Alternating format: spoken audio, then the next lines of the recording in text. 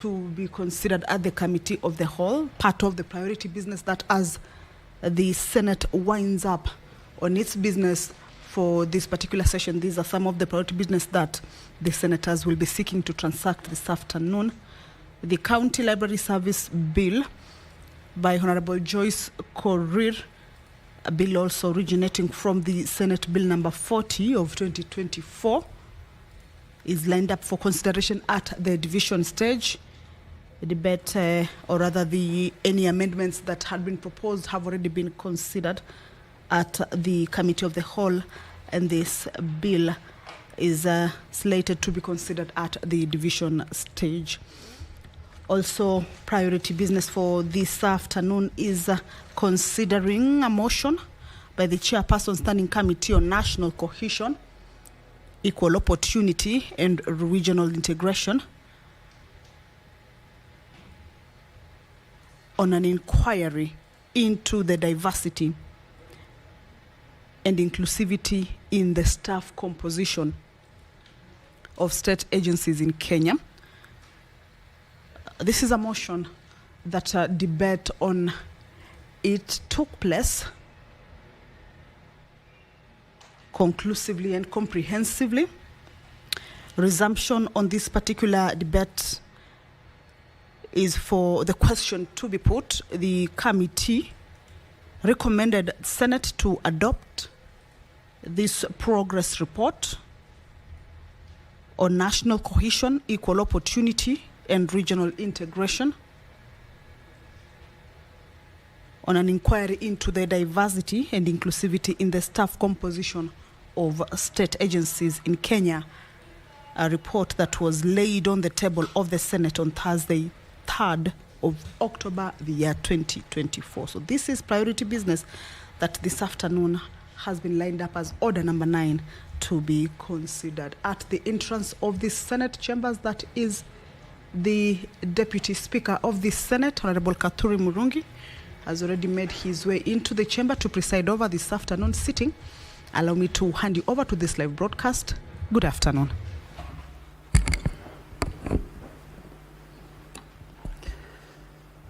Let's pray.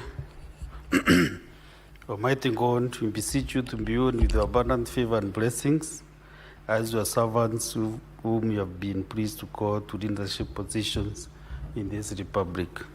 We seek guidance to treat and consider all matters that shall come to under liberation in so just and faithful manner as to advance the peace, prosperity, and welfare of our country and of those whose interests have committed to our church.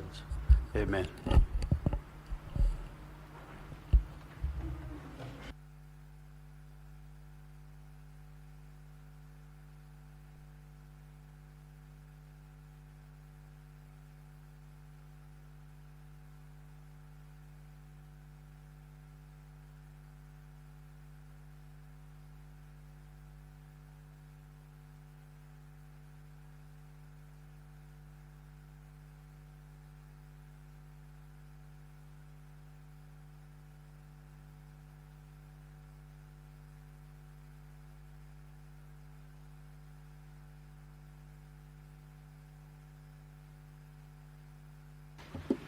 Okay, clerk, do you have quorum? Okay, Sergeant at Arms, ring the quorum bell for 10 minutes.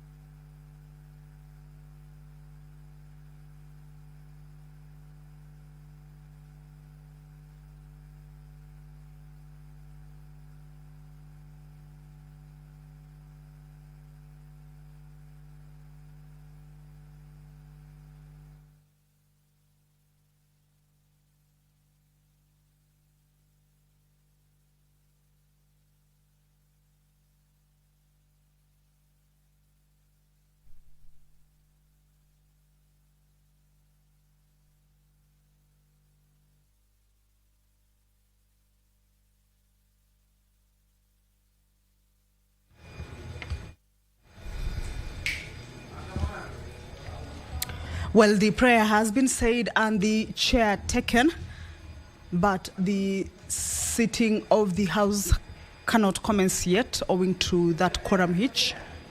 The Speaker has directed that the quorum bell be rung for 10 minutes, and this is as provided for under the Standing Order number 40.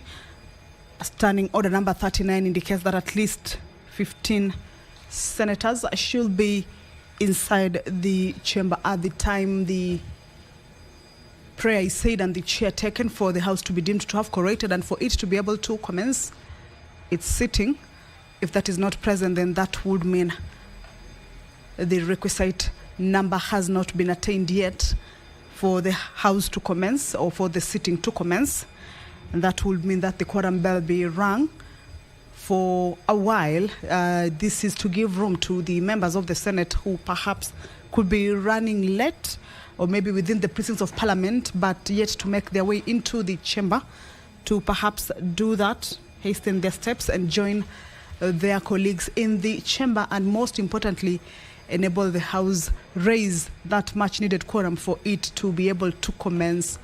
So that is a bell to give room to the members who may be running late to be able to make their way inside the chamber for the House to commence, and we shall be waiting for the House to be able to correct. Remember, if at the lapse of this first round of the 10-minute quorum bell that quorum is still not attained, a further 10-minute quorum bell will be on. But at the lapse of the second round, if members will not have managed to raise that quorum, or if the House will not have managed to attain that quorum, then it will be adjourned until the next sitting. However, we know that this afternoon sitting marks the end of the sitting for this particular session. The senators or the Senate will be taking or proceeding for a long recess, that is until the year 2026, the month of February, to be specific, the 10th of February. And therefore, there are matters that the House has not yet managed to dispense with before this particular break. And earlier on, we had taken a look at some of the priority business that the members of the Senate are planning to transact this afternoon as they sit for this plenary sitting. There are motions, including the progress report of the Standing Committee on National Cohesion, Equal Opportunity and Regional Integration on an inquiry into the diversity and inclusivity in the staff composition of state agencies in Kenya. Now, this is a motion that is moved by the Chairperson Standing Committee on National Cohesion, Equal Opportunity and Regional Integration. Debate on this particular motion was done comprehensively and conclusively on the floor of the House. The committee recommended that the Senate adopt this particular report, and the business that will be undertaken regarding this particular motion is a question to be put for the House to be able to adopt this particular report and ensure that the recommendations that the committee has proposed, or the way forward as recommended by the committee, then is implemented regarding the integration, or rather regarding the progress that the country has made into the diversity and inclusivity in the staff composition of the state agencies in Kenya. The senators will also this afternoon consider a motion on the report of the Mediation Committee on the Coffee Bill. This is a bill that is originating from the Senate Bill number 10 of 2023. It went to Mediation Committee, and the chairperson is recommending that the Senate adopt this particular report and approve the mediated version of the bill. The report of the Standing Committee on Health on the County Oversight and Networking Engagements to Mandera, Wajir and Marsabit is also part of the business or priority business that this afternoon the senators would like to consider and perhaps dispense with. This report was laid on the table of the Senate on Thursday, 2nd of October, the year 2025. And this afternoon, as the Senate convenes, is part of the priority business that the House is seeking to transact. Now, pursuant to provisions of Standing Order 53, paragraph 1, there are statements that members will be seeking from various standing committees. The nominated Senator, Honorable Hamida Kibwana, will this afternoon seek a statement from the Standing Committee on Justice, Legal Affairs and Human Rights regarding the status, administration. Okay. Honorable Senators, now we are properly constituted. Senator Mwenda Kataya, Senator Seki, let's start the business. Clerk, can you lead the first one? Order number 1, administration of oath. Next order. Order number 2, communication from the chair. Next order. Order number 3, messages.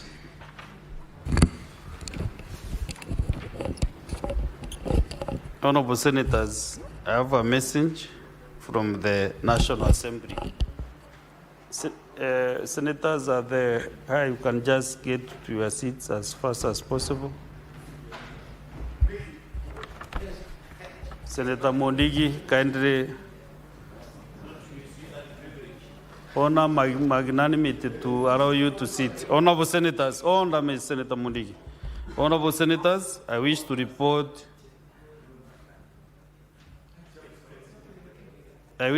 to the Senate that pursuant to Standing Order 46.3, I have received a message from the Speaker of the National Assembly regarding the passage by the National Assembly of the Assisted Reproductive Technology Bill, National Assembly Bills number 61 of 2022. The message dated Wednesday, 3rd December 2025, was received in the office of the Clerk of the Senate on the same date. Pursuant to Standing Order 46.4, I now report the message. Pursuant to the provisions of Standing Order 41.1 and 142 of the National Assembly Standing Orders, I hereby convey the following message from the National Assembly. Whereas the Assisted Reproductive Technology Bill, National Assembly Bills of 61 of 2022, was published by the Kenya Gazette Supplement number 201 of 16th December 2022 as a bill proposing to provide for the regulation of assisted reproductive technology, to prohibit certain practices in connection with assisted reproductive technology, to make provision in relation to children born of assisted reproductive technology processes and for connected purposes. And whereas the National Assembly considered the same bill in the Committee of the Whole House on various dates and passed it with amendments on Tuesday, 11 November 2025, in the form attached here 2. Now, therefore, in accordance with the provisions of Article 110, subsection 4 of the Constitution and Standing Orders 41 and 142 of the National Assembly Standing Orders, I hereby refer the bill to the Senate for consideration. Honorable Senators, the message was received with a request by the sponsor of the bill in the National Assembly, Honorable Mirio Odhiambo Mabona, MP, that Senator Catherine Muma, MP, co-sponsors and introduces the bill in the Senate. Honorable Senators, Standing Order 163.1 requires that a bill which originates in the National Assembly be proceeded with in the same manner as a bill introduced in the Senate by way of first reading in accordance with the Standing Order 144.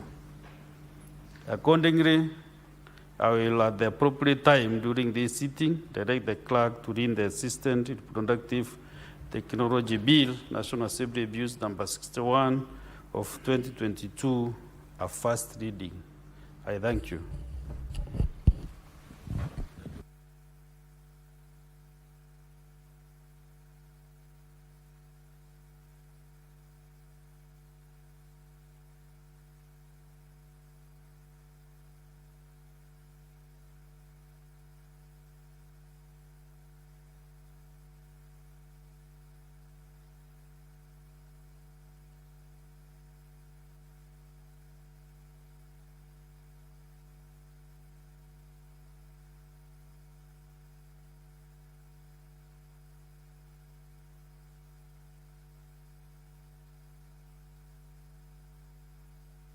Next order, clerk. Sorry.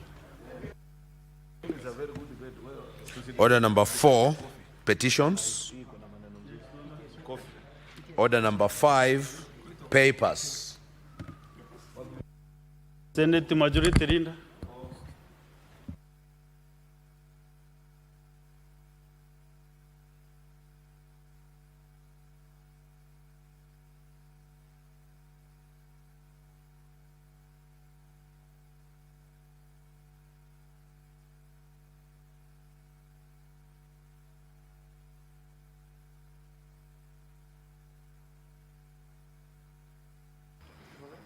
Thank you.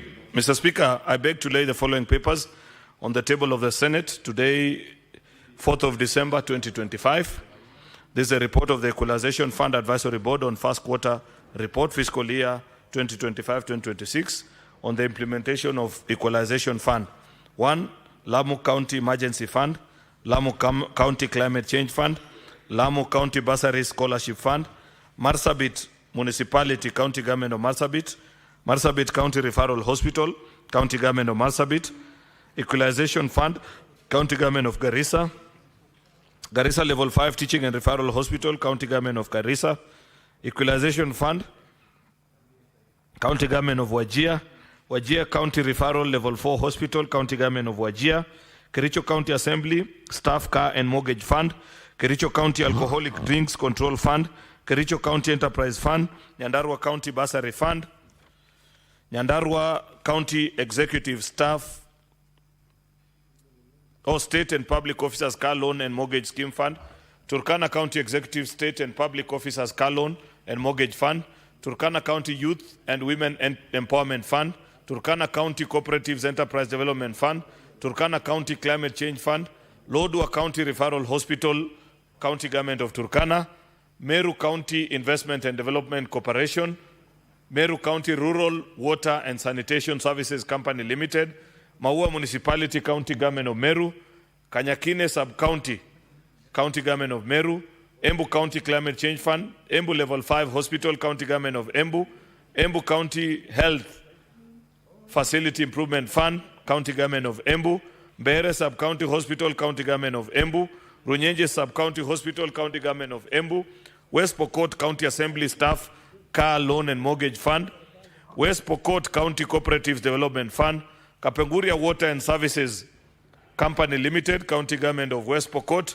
Kapenguria County Referral Level 4 Hospital, County Government of West Pokot, Kisumu Lakefront Development Corporation, County Government of Kisumu, Kisumu Lakefront Development Corporation,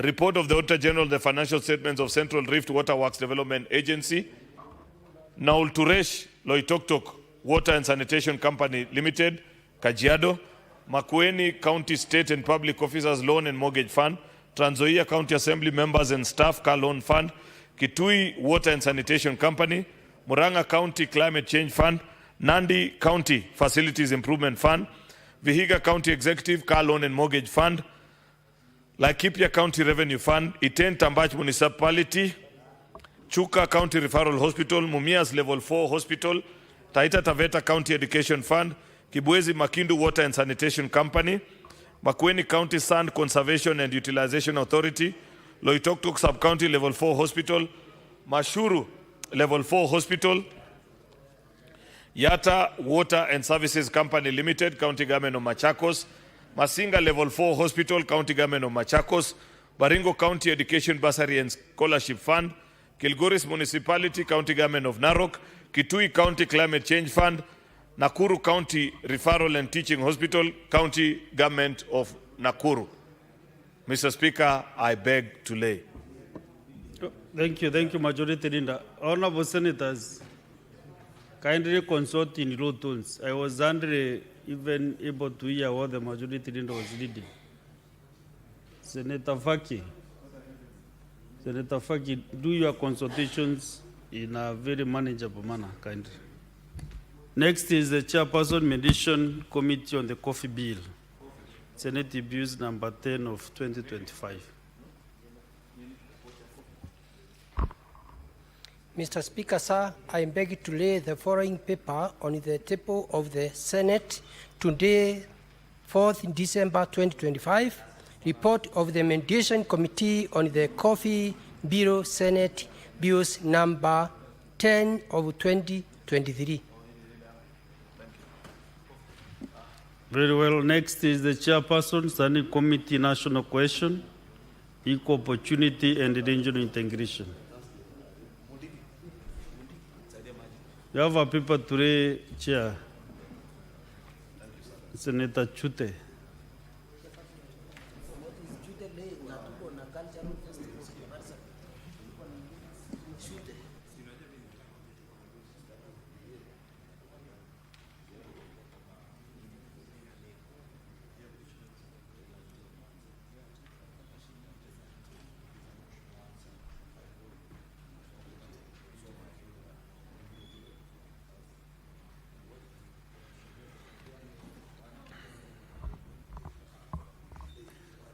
Mr. Speaker, sir, I beg to lay the following paper on the table of the Senate today, 4th December 2025. This is a report of Kenya delegation to the 6th World Conference of Speakers of Parliament. Thank you. Next, Honour Clerk.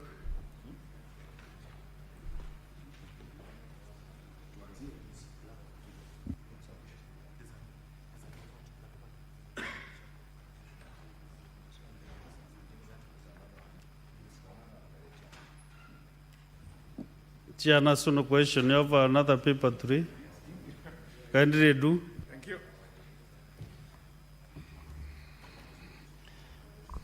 Thank you very much, Honorable Speaker. I beg, Mr. Speaker, sir, I beg to lay the following paper on the table of the Senate today, 4th December 2025.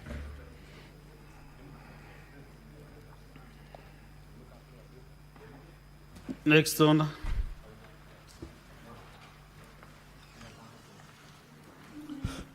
Order number 6, notices of motion. Chairperson, Mediation Committee.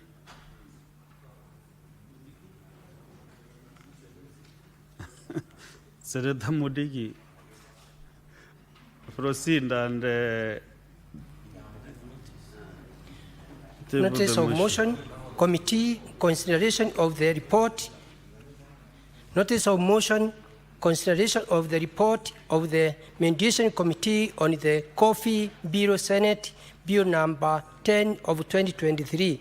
Mr. Speaker, sir, I beg to give notice of the following motion, that the Senate adopt the report of the Mediation Committee on the Coffee Bureau Senate Bills number 10 of 2023, laid on the table of the Senate on Thursday, 4th December 2025, and that pursuant to Article 113(2) of the Constitution and standing under 167(3) of the Senate approves the mandated version of the bill.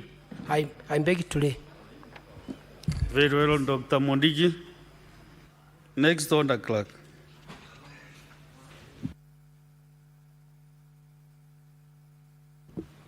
Order number 7, questions and statements.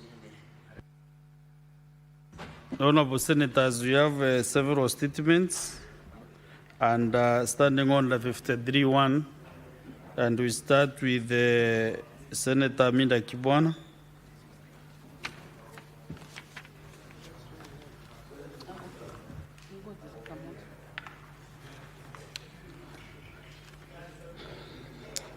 Thank you, Mr. Speaker. Mr. Speaker, my statement is regarding the status, administration and operational challenges of Kadhi's Court in Kenya. Mr. Speaker, sir, I rise pursuant to Standing Order 53-1 to seek a statement from the Standing Committee on Justice, Legal Affairs and Human Rights on matter of national concern regarding the status, administration and operational challenges facing Kadhi's courts across the country.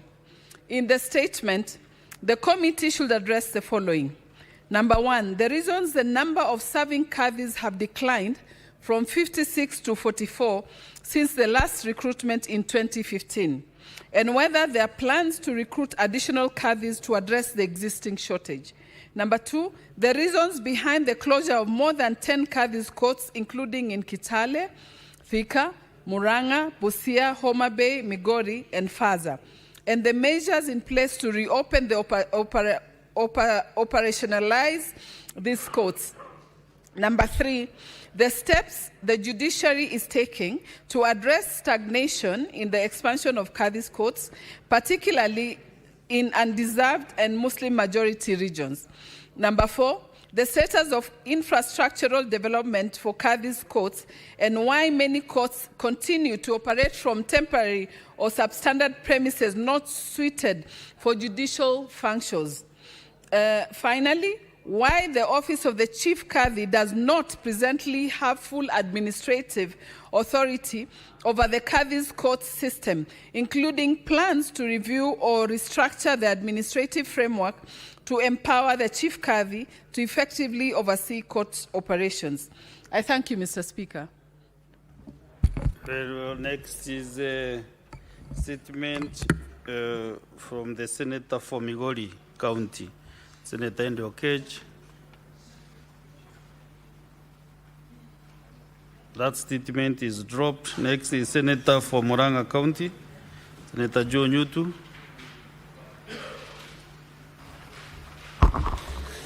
Mr. Speaker, sir, I raise pursuant to Standing Order 53-1 to seek a statement from the Standing Committee on Education on a matter of county-wide concern regarding the status of implementation of the Senate resolutions of 2024 on the plight of early childhood development education ECD teachers with a specific focus on Muranga County, Mr. Speaker.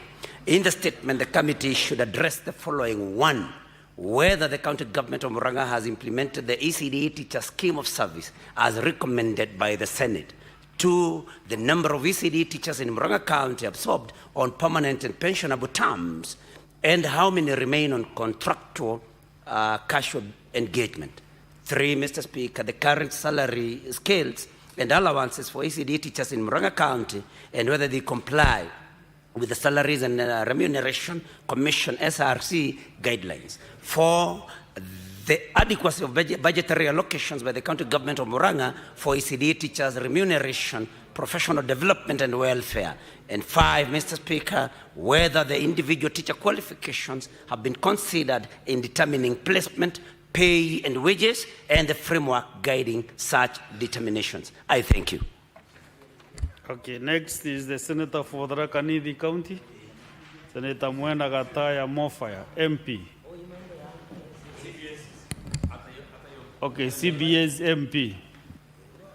Honorable Speaker, thank you very much. Mr. Speaker, I rise pursuant to Standing Order 53-1 to seek a statement from the Standing Committee on Land, Environment and Natural Resources on a matter of countrywide concern regarding the exploitation of strategic minerals in Tharaka Nithi County. Mr. Speaker, sir, on the end of October 2023, the Ministry of Mining, Blue Economy and Maritime Affairs declared 14 minerals as strategic. The declaration presents a unique opportunity for economic growth and development in Tharaka Nithi County, which boosts untapped deposits of three of the strategic minerals, namely copper, iron ore, and lithium, in areas like Marawa, Marimanti, and Kithiori. In the statement, Honorable Speaker, the committee should address the following. The projected timelines for commencement of exploitation of strategic minerals in Tharaka Nithi County, including details on the budgetary allocation set aside for that purpose. Number two, Honorable Speaker, the committee should look at the framework in place to ensure that local communities benefit from such exploitation, including whether there are considerations to set up a mineral processing plant which create employment opportunities for both locals and ensure that mineral exploitation contributes to the socio-economic development for the country and its people. Number three, Honorable Speaker, the committee should also explore the measures in place to mitigate the environmental impact of the mining activities in the Tharaka Nithi County. And the last but not the least, Honorable Speaker, The committee should look at as whether there are any partnership or investment commitment with local and international partners for the extraction of the strategic minerals in Tharaka Nithi County, and whether there are plans to offer equity participation to miners from the local communities. Thank you, Honorable Speaker. This is Senator Mwenda Gataya, MP, Senator for Tharaka Nithi. Today, 1st of December, 2025. Senator Mofa, if you can't pronounce yourself as a hold of CBS and then you are directing me to do so. I did not direct you, Honorable Speaker. I did not direct you. I only reminded the chair. Next is Senator for Marsabit County, Senator Mohamed Chute, MP. According to my document here, you have no other title before the term MP, Member of Parliament. Doctor. So, Senator Chute, you have 4 statements. Yes. You are very wise even when in primary and secondary school during the cruising day. So you have 4 statements to make. Thank you. Thank you, Honorable Speaker. It is true I have 4 statements. The first statement, Honorable Speaker, is in regards to delayed disbursement of Hunger Safety Net Program HSNP funds in Marsabit County. Mr. Speaker, sir, I rise pursuant to Standing Order 53-1 to seek a statement from the Standing Committee on Labour and Social Welfare on the matter of countrywide concern regarding the delayed disbursement of Hunger Safety Program funds in Marsabit County. Mr. Speaker, sir, the Hunger Safety Network Program was initiated by the government as a flagship social protection intervention to cushion vulnerable households in arid and semi-arid counties, including Marsabit. This is against chronic food insecurity through predictable cash transfer for close to a year.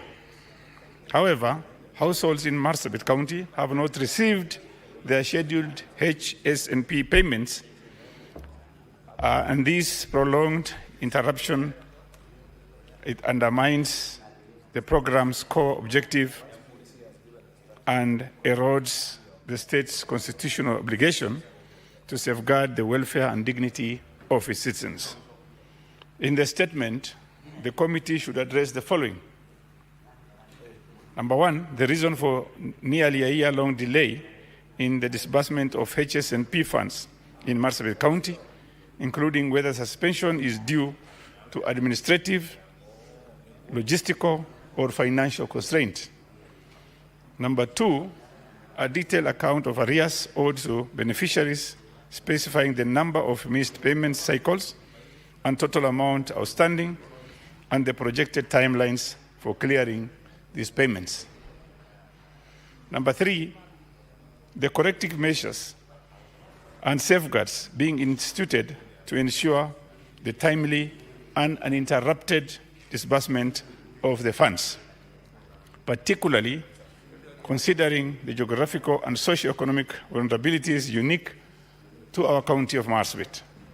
Number 4, the accountability mechanism in place to prevent similar lapses in future, including monitoring, reporting, and oversight responsibility by the ministry implementing agencies.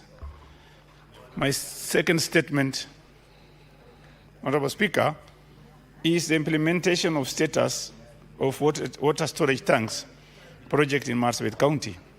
Mr. Speaker, sir, I rise pursuant to Standing Order 53-1 to seek a statement from the Standing Committee on Land, Environment and Natural Resources on the matter of county-wide concern regarding the implementation status of the water storage tanks undertaken across all wards in Marsabit County under the approved budget for the financial year 2023 and 2024. Mr. Speaker, sir, the water storage tank project was initiated to enhance access to safe and reliable water across Marsabit County particularly in arid and semi-arid areas where the household face chronic water scarcity. Despite budgetary allocation and procurement commitments, concerns have arisen regarding the distribution of water tanks and overall accountability in the project. The situation undermines the project's core objectives of improving the water situation in the county. In the statement, the committee should address the following. Number one, reasons for the delay in the implementation of water storage tank projects across our county of Marsabit, including whether challenges arose from budgeting, procurement, transportation, or distribution process, and how these factors collectively affected delivery to intended beneficiaries, with a specific account of the 5,000-litre tanks allocated to a place called Losikiriachi in Loengalani ward. Number two, a breakdown of the total number of tanks budgeted, procured, delivered, and distributed in each ward, confirming the criteria used to identify beneficiaries and whether all intended households received the allocation. Number three, the unit cost of various tank sizes supplied, whether transportation and delivery were factored in, and the extent of compliance with the statutory procurement procedures, transparency obligations, and due process requirement. Number four, the accountability mechanism in place, including certified contractual and financial documents, such as awards, contracts with bills of quantities, acceptance letters, LPOs, LSOs, delivery notes, invoices, payment vouchers, and other supporting records necessary to confirm transparency and responsibility. My third statement, Honorable Speaker, is the raid in Isiolo town, the loss of livestock belonging to the Marsabit County traders. Mr. Speaker, sir, I rise pursuant to Standing Order 531 to seek a statement from the Standing Committee on National Security, Defense and Foreign Relations on a matter of county-wide concern regarding a raid in Isiolo town on the 15th of November 2025.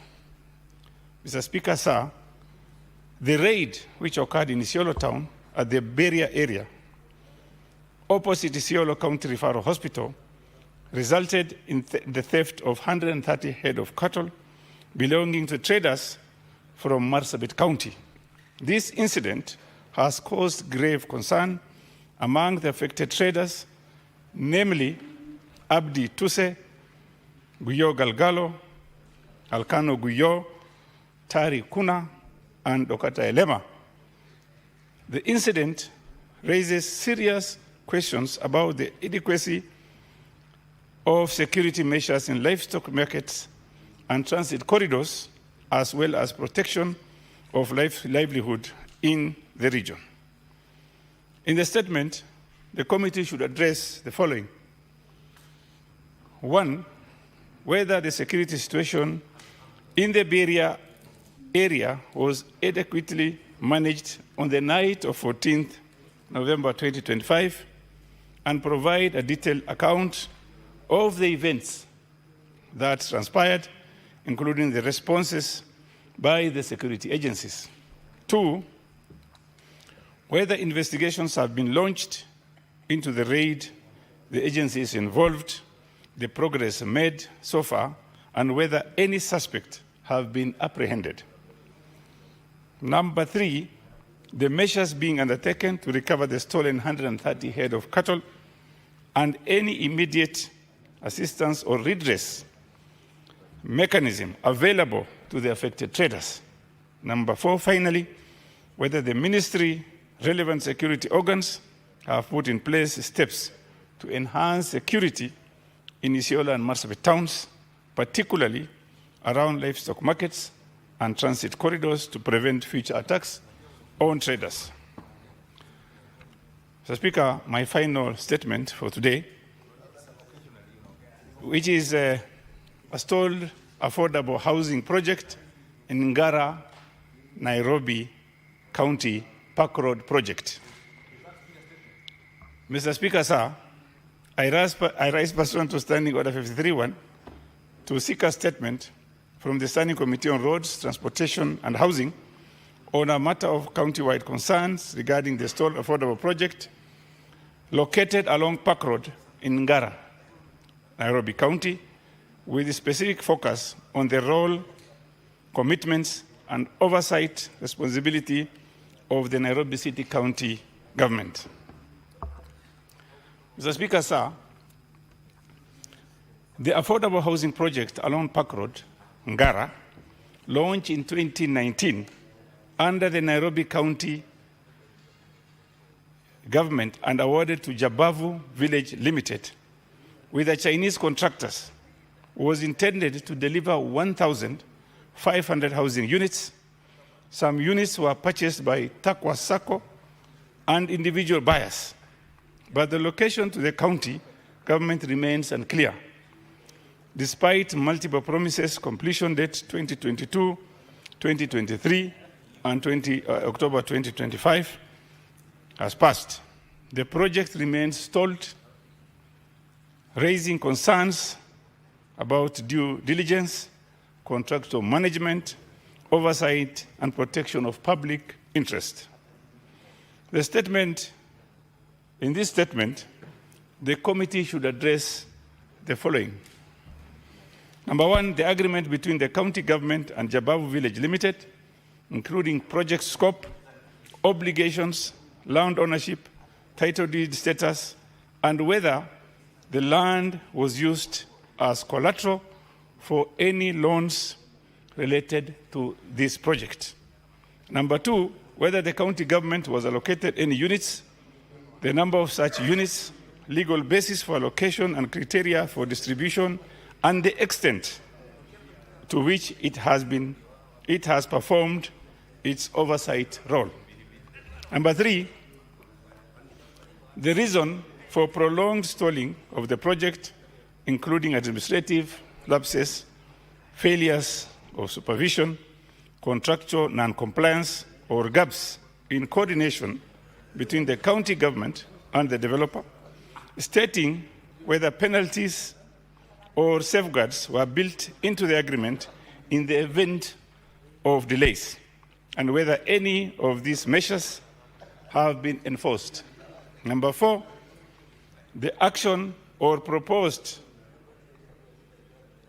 taken or proposed by the Nairobi City County government to resolve the situation, including reviewing, enforcing, renegotiating, or terminating the contract with a credible, time-bound plan for completion and handover of the purchasers and the beneficiaries. Thank you very much, Honorable Speaker. Very well, Senator Chute. Next is Senator from Busia County.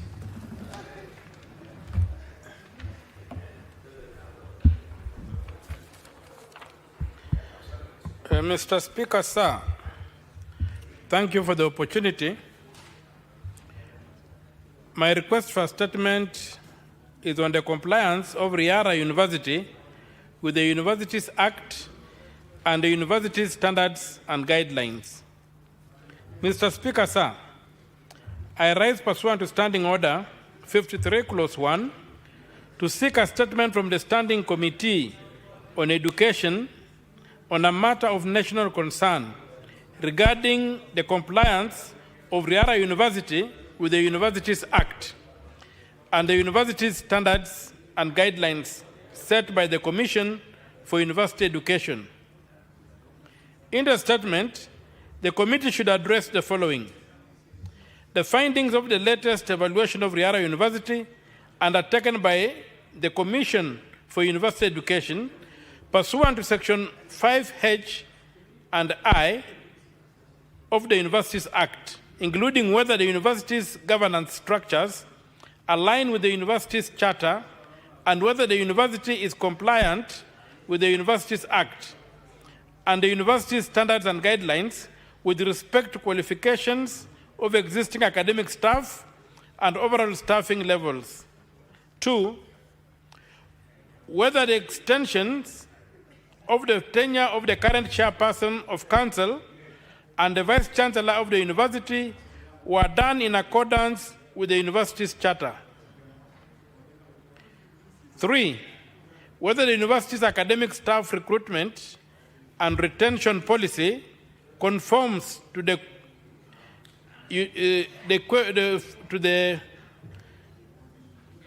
Commission of University Education standards. Number 4, the number of university staff whose contracts have been terminated since March 2025, including whether due process was followed in each case. Signed, Senator Andrew Mtato Koiti, MP, Senator from Busia, 1st December 2025. Mr. Speaker, I have a second statement. Yeah, sure, proceed. My second statement, secondly, I request for a statement on the ongoing land dispute in Angata Barikoi, Kilgoris in Narok County. Mr. Speaker, sir, I rise pursuant to Standing Order 53, Clause 1, to seek a statement from the Standing Committee on Land, Environment and Natural Resources on a matter of county-wide concern regarding the ongoing land dispute and irregular survey activities involving a 6,300-acre parcel of land on which a long-established community resides in Angata Barikoi, Kilgoris, Narok County. Mr. Speaker, sir, for decades, the residents of Angata Barikoi have relied on their land for livelihood, yet recent administrative actions, including land surveys, boundary demarcation, and fencing, have been undertaken without proper consultation, notice, or participation, and enforced through heavy security deployment that has disrupted farming and grazing. These actions raise serious concerns over compliance with Articles 10, 40, 47, 60, and 63 of the Constitution, as well as the Land Act and the Community Land Act, which demand transparency, public participation, fair administrative action, and respect for the customary land rights. In the statement, the committee should address the following: the legal basis for the demarcation, survey, and fencing activities conducted on the said land, the identities and claims of individuals or entities asserting ownership of the 6,300-acre parcel, including the status of any titles or adjudication processes. 3, the justification for the heavy security presence on the community land and whether such a deployment was sanctioned by the Ministry of Interior and National Administration. 4, the extent of community consultation undertaken prior to the commencement of survey and demarcation activities. 5, the roadmap for resolving the disputes in line with the Constitution.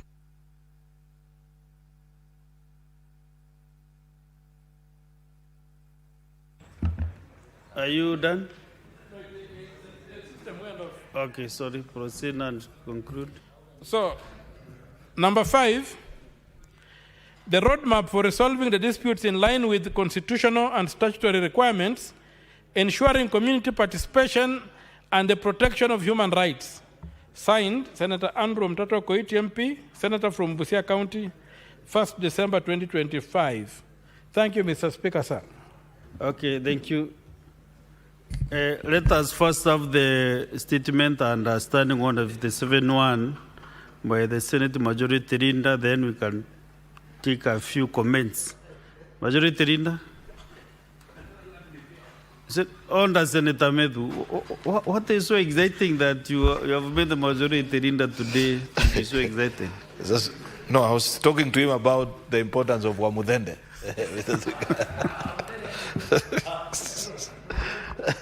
Mr. Speaker, I rise to give this statement pursuant to Standing Order number 57-1 to present the status of business before the Senate.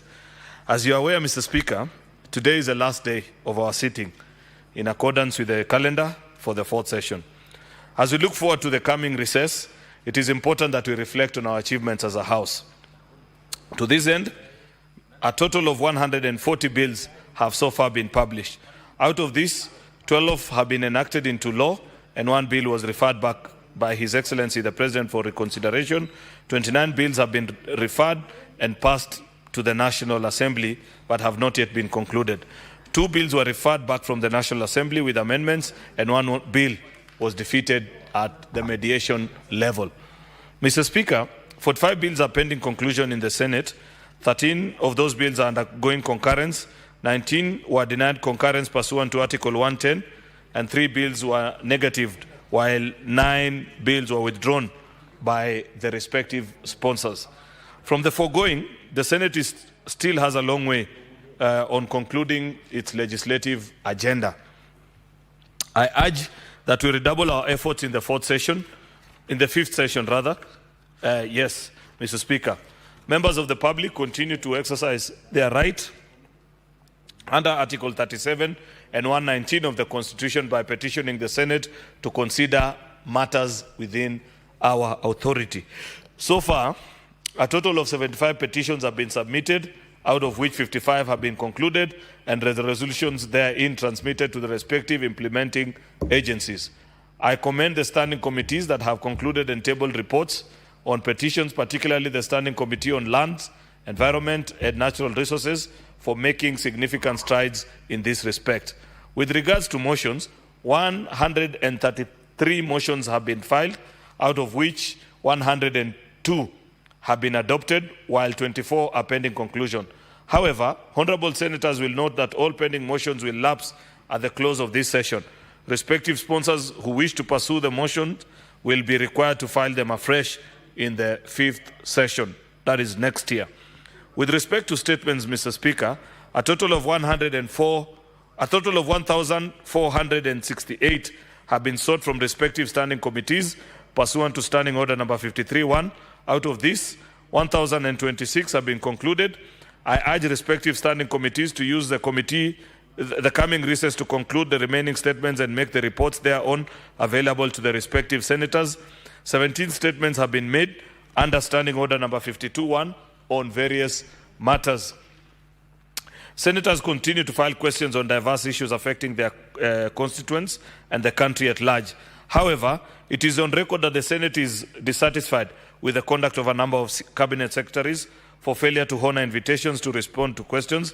This is a matter that I undertake to address with the executive during the soon to be announced executive plus the legislature retreat, Mr. Speaker, because it is important that cabinet secretaries know that they are accountable to the people's representatives, and we don't take it lightly when they fail to come. We have tried, to be honest, Mr. Speaker.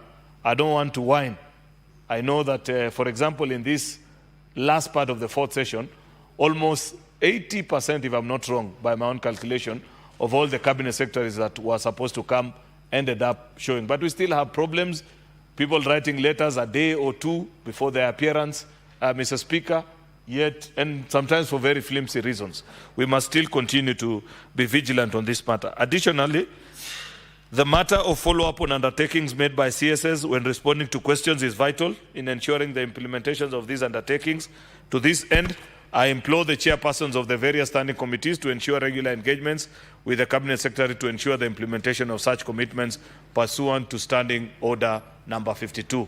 Mr. Speaker, the chairpersons are the face of the House before the executive. They are the people that you expect to follow up any commitment made by cabinet secretaries when they appear before this House. It is my hope, Mr. Speaker, that chairpersons shall continue to do that so that this House can effectively dispense its mandate, Mr. Speaker. Mr. Speaker, I also want to request that, or not request rather, but rather to bring to the attention of the House that we are in the final stages of signing actually the legislative policy agreement between the executive and the legislature, Mr. Speaker, on all these issues of operation, procedure, where do they sit, how soon should they respond, so that they have a manual that they follow. And it doesn't have to depend on the goodwill of myself as a majority leader or the proximity to a cabinet secretary because of region, party, or all these things, but they know that they're just dealing professionally with us as a house. 130 questions have been filed. Out of these, 93 have so far been responded by the various CSs. 2 questions have been withdrawn, 4 questions were dropped, while 31 are pending reply by the various CSs. It is important to note that questions that have not been responded to at the end of this session will, just like motions, lapse. That means we will actually notify Mr. Speaker, as the chairperson of LASON, you know this, that despite the fact that we may not be physically sitting as a house until mid of February, Mr. Speaker, somewhere around mid-January, we normally open up for committees to continue and begin transacting their various business with the permission of the Speaker, of course. When we do that, we will notify the House so that if there are statements that people wish to seek, as soon as the week when we resume, members can begin to file those statements. I am sure, Mr. Speaker, you will be able to guide us on that particular matter. A hallmark of this session was the approval of the 4th basis of the revenue allocation among county governments. Mr. Speaker, it is difficult to imagine that actually it passed with very little drama, unlike the previous times, Mr. Speaker. This is a critical finance instrument designed to distribute equitable share of national funds to counties in a fair, evidence-based, and development-oriented manner. More importantly, Mr. Speaker, this formula will guide the county allocations for the next 5 years. Those that God will favor an opportunity to do the 6th formula, who will be in this House, Mr. Speaker, we will continue to do that particular duty, just like the 5th formula, the 4th generation formula, Mr. Speaker, has been agreed upon. Actually, the 5th is the one I'm talking about, not the 6th. As we come to the conclusion of the 4th session, I would like to express my gratitude by extension to the Senate leadership, by extension, that of the Senate leadership to all the honorable senators for their unwavering dedication and commitment to serve the people of Kenya. This session has been filled with robust debates, diligent committee work, and the passage of crucial legislation that will shape our nation's future. As we embark on a well-deserved break, let us remember that our responsibility as representatives of the people extends far beyond the walls of this chamber. As we embark on the recess, take time to reconnect with your constituents, listen to their concerns and aspirations, and it is through genuine engagement with the people we represent that we will ensure our legislative decisions truly reflect their aspirations. Mr. Speaker, I wish also to mention to the House that in joint collaboration with the Parliamentary Budget Office, I undertook here when we were doing the 4th generation formula, and one time when we were having a conversation, that we shall engage them to guide us on the development of a scientific tool for measuring performance of our county governments, so that we don't have to wait on crooks such as the one that we see around this town, Mr. Speaker, who occasionally issue statements and say, Governor so-and-so is the best, based on nothing. I want to report to the House, Mr. Speaker, that we have concluded on that exercise. I shall be soon writing to the office of the Speaker to give us permission and give us a date where we will launch, present it before the senators first. They appreciate, interact with the tool, see the performance of their county government based on those indices, how they have been weighed, Mr. Speaker, and table before their various county assemblies the performance of the executive of that county, a formula that is informed by science and not political witch hunt, so that county governments can know whether they are meeting their obligations, Mr. Speaker, and what follows. Then subsequently, Mr. Speaker, once the House has approved of that particular decision, we can share the same with members of the public. Mr. Speaker, finally, as this may be the last time we see each other in this session, I take this opportunity to wish you, and indeed all the honorable senators, a happy Jamhuri Day, a Merry Christmas, and a prosperous New Year 2026. I thank you and lay this statement on the table of the Senate. Thank you, Mr. Speaker. Thank you, Majority Leader. Honorable Senators, I have this message to convey to the County Assembly of Nyamira.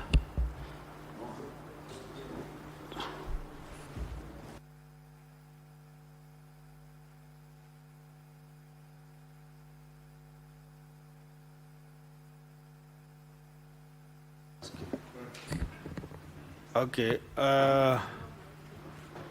Senators, now we can go to maybe, let's say, 20 minutes. No, let's say 30 minutes, 29 minutes. A few comments. Every senator maybe to take 3 minutes as you make your comments. We start with the Senator Okenyuri Esther Anyeni.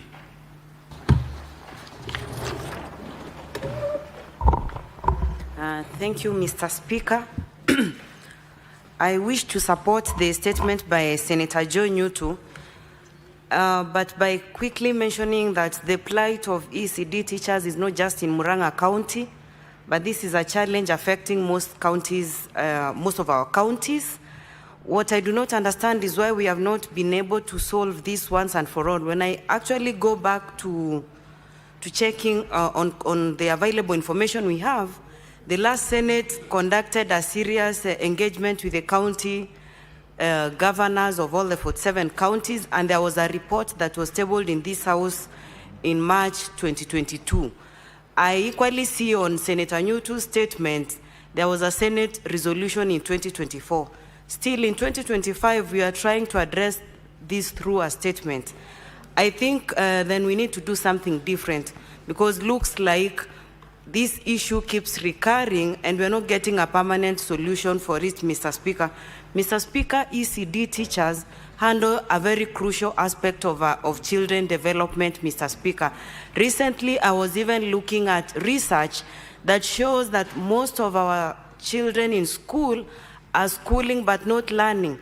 That should concern us as leaders, because if the fundamental education is not being taken interest, then these children, when they eventually transit to higher learning institutions, you can equally see it even on how they comprehend issues and other very key aspects, Mr. Speaker.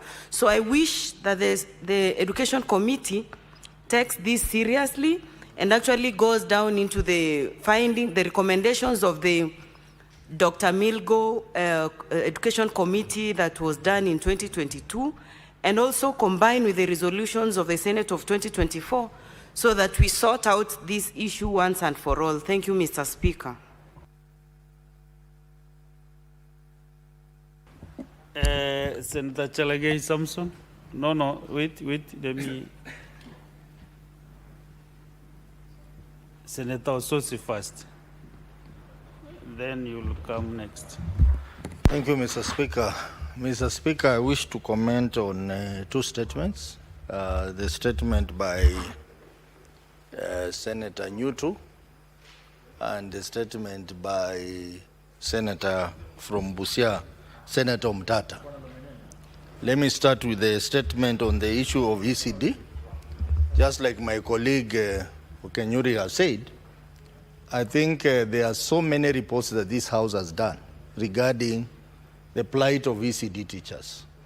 And it is not just in the counties that has been mentioned, but many other counties, including my county, where to be an ECD teacher is one of the quickest way to die, Mr. Speaker, because these people are undergoing a lot of difficulties in terms of their remuneration and in terms of their welfare.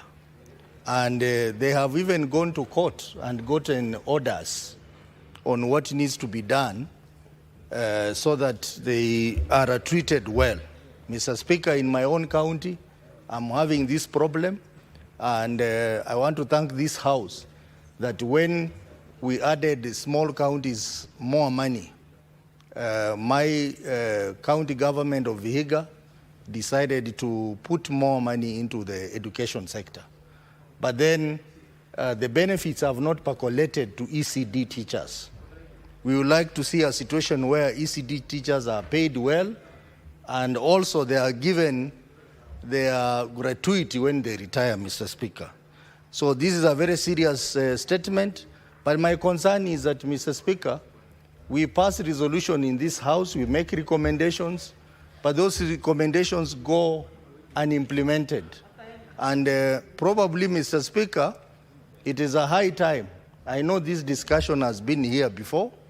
They need to have an implementation committee a committee whose responsibility is to follow up on the implementation of resolutions that are made in this House. We have been saying that committees should do it internally. But Mr. Speaker, I want to say that sometimes committees get overwhelmed. I think we need another committee that is going to look at all implementation issues in all the committees so that, Mr. Speaker, we are able to put an eye on all the recommendations that we give in this House. In fact, Mr. Speaker, this Parliament, under Parliamentary Service Commission, we need to have a monitoring and evaluation department whose role is to specifically ensure they monitor the implementation of the resolution and all the laws that we pass in this House. Other jurisdictions, Mr. Speaker, like India, they even have a legislation on implementation of government assurances, so that we will begin to see that we have a parliament that bites. Right now, we pass resolutions, we make recommendations, and people don't bother. Ministers come to this House, they make assurances, and nothing happens, Mr. Speaker. Mr. Speaker, you directed the CS for Labor to deal with a matter of Vihiga, a girl who had been killed in Saudi Arabia. And the minister said that he will come back to you in 1 week. Mr. Speaker, it is now end of the year. The CS has not done anything. Even a message, even an SMS to me, he has not done. So let us have an arrangement where people take this House seriously. And one step is, let us consider the idea of having an implementation committee, and also this Parliament must have a proper department that is going to look into the issues of implementation of recommendations that we produce in these two houses. Mr. Speaker, on the statement by Senator Busia on the issue of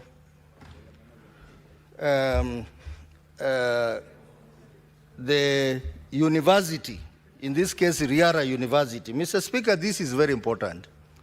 And I would wish that the committee goes beyond just Riara University. We look at all the universities in this country. We seem to have dropped our guard. Senator Chalagay Samson.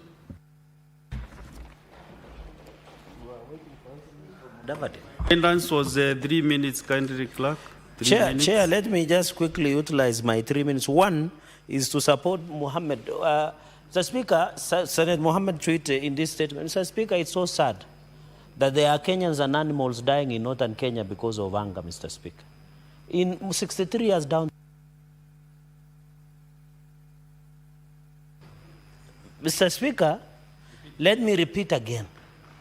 It is embarrassing and shameful that 63 years down the line after independence, our people in northern Kenya and livestock are still dying because of lack of food. Where I come from, we have abundant harvest in the North Rift, Mr. Speaker. Mr. Speaker, it's very shameful. Mr. Speaker, I want to call out the governors of this region, Marsabit, Mandera. Mr. Speaker, and Wajir, they have failed to manage the situation, yet under the budget lines, they allocate money for such drought and other disaster issues, Mr. Speaker. I am embarrassed today. I was watching live a paid advert by Marsabit County government of a cultural celebration, yet people are dying out of hunger, Mr. Speaker. It is so shameful. It is embarrassing. They should have suspended that cultural event, Mr. Speaker, until this issue of hunger is resolved in the northern Kenya, Mr. Speaker. It's embarrassing that people are indulging in luxury, in food, in ceremonies, while there are Kenyans who are suffering, Mr. Speaker. That county government of Marsabit must be called out, including its leadership led by the governor, Mr. Speaker, that it is embarrassing, Mr. Speaker. I want to appeal to the government of the Republic of Kenya, through the well-wishers and Kenyans for Kenyans, to declare the drought a national disaster. in this country, Mr. Speaker, so that we can protect Kenyans in Northern. They have been left to the dogs by their governors, Mr. Speaker. They have eaten disaster. They are buying the property in Malindi and here in Isili, from Wajir, from here Garissa, from Mandera, Marsabit. They are buying high-end properties in this town and in Malindi, Mr. Speaker, while their people are scavenging for food. They must be called out, Mr. Speaker. Secondly, Mr. Speaker, on Angata Baragoi, I have similar situation, Mr. Speaker, where my people were killed, almost now 3. People are being harassed in Kimwani area over undisputed land, Mr. Speaker. Just the case in Angata Baragoi, Mr. Speaker. Why do Kenyans have to die? Mr. Speaker, I want to ask people who are grabbing this land. You only need 6 by 6 to be buried. Where will you take this land? Where will you take this land? And the Bible has promised us the promised land. Why would you think, Mr. Speaker?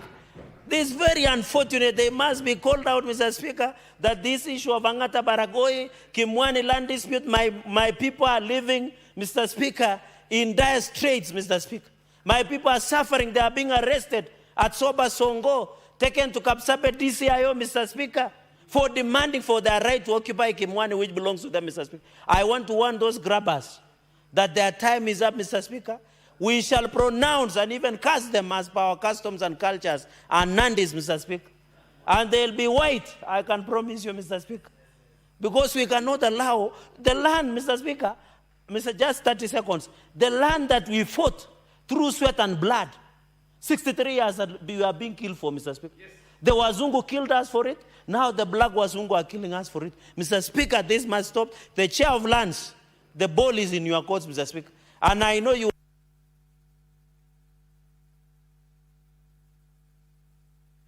Yes, also a point of order, Senator Mohamed Faki. The distinguished Senator for Nandi asking whether I have balls. I want to confirm to him that I have balls, serious balls for that matter. Yes. So he should never question as to whether I have balls or not. I always have my balls with me. They are still balls, and they work very well. That's why my son was admitted before you. Thank you. I'm not sure whether there is a match you are going to play that you need as many. I know you play football. Which other game do you play? I know you play football and not rugby. And you are Chairman football and Senator Methu, the majority leader, can confirm this. Yes, and I was telling Senator Cherargei that to prove that I have balls, I had a son who was admitted as an advocate of the High Court of Kenya. Does he play football or rugby? My son. Or netball? My son plays football also. Okay, thank you. Yes. Senator Mboni Karwale. Thank you, Mr. Speaker. Mr. Speaker, I rise to ride on the statement by Senator Chute in respect of the 130 head of cattle that disappeared in Isiolo. Mr. Speaker, this is a statement that speaks to the role of the police. The police in Kenya seems to be serving private individuals, like the crooks who took this 130 head of cattle, as if the matter is supposed to be countrywide.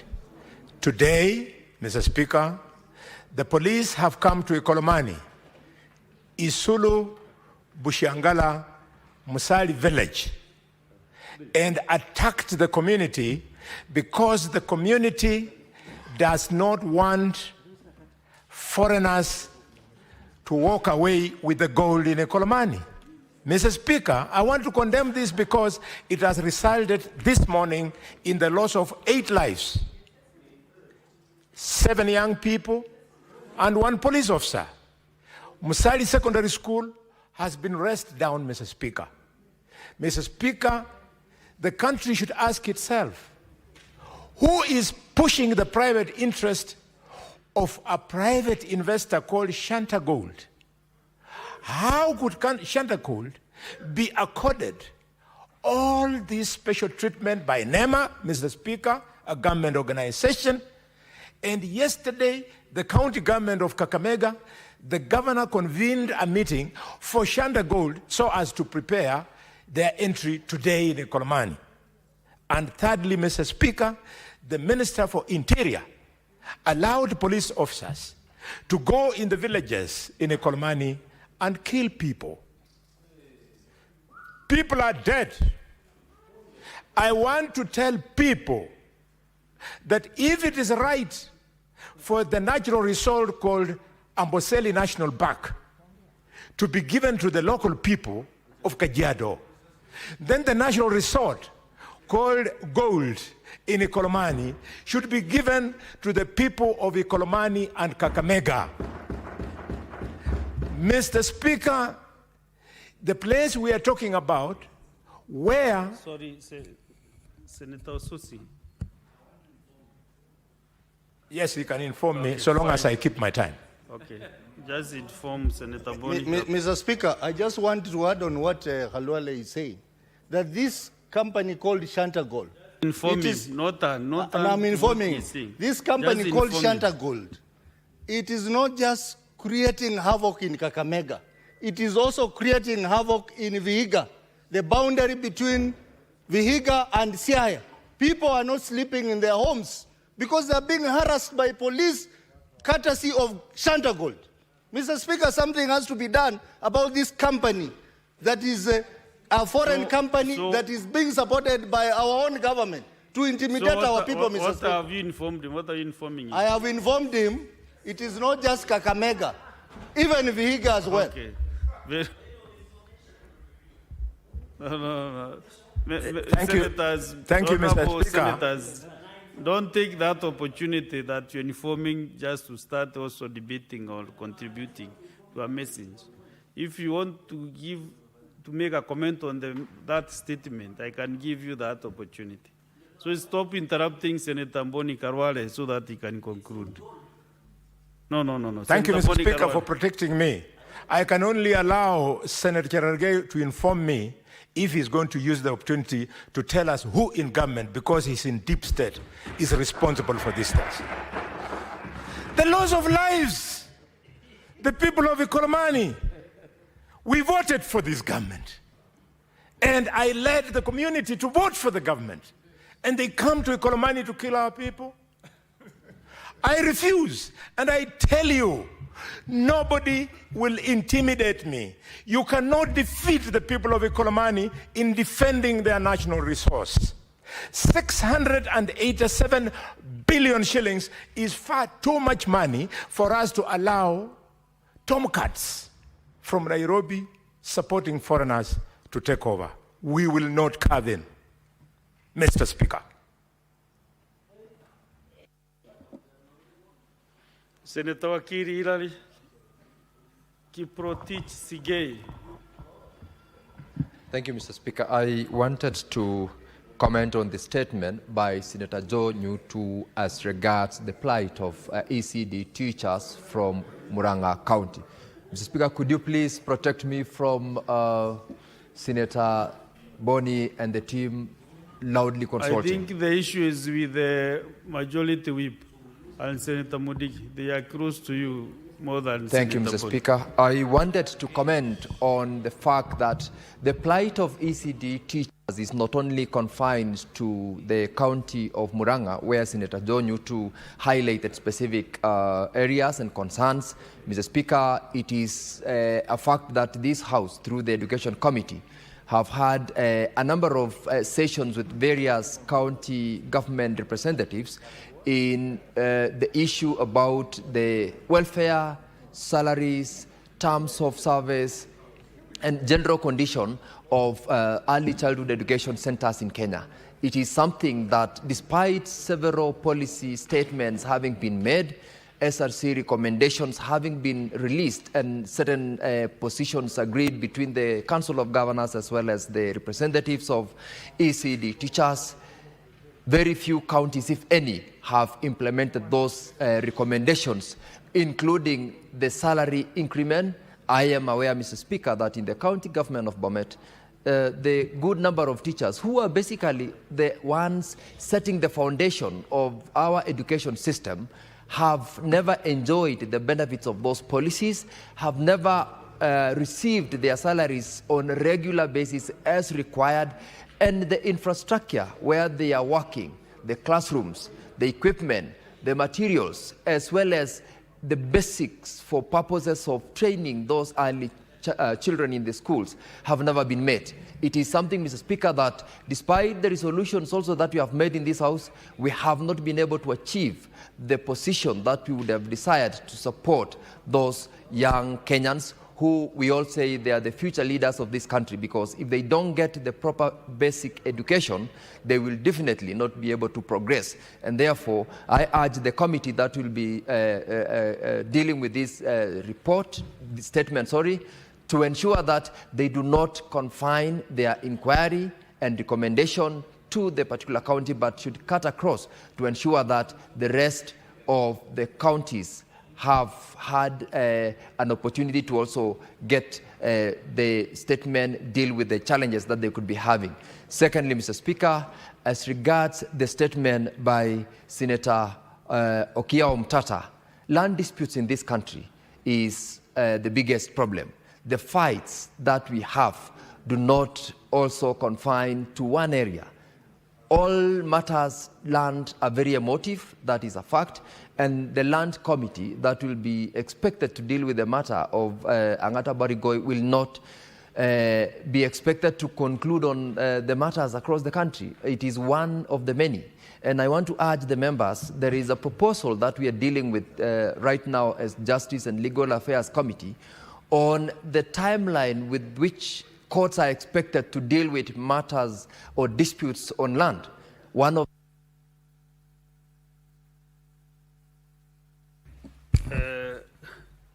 next is Senator Medu John.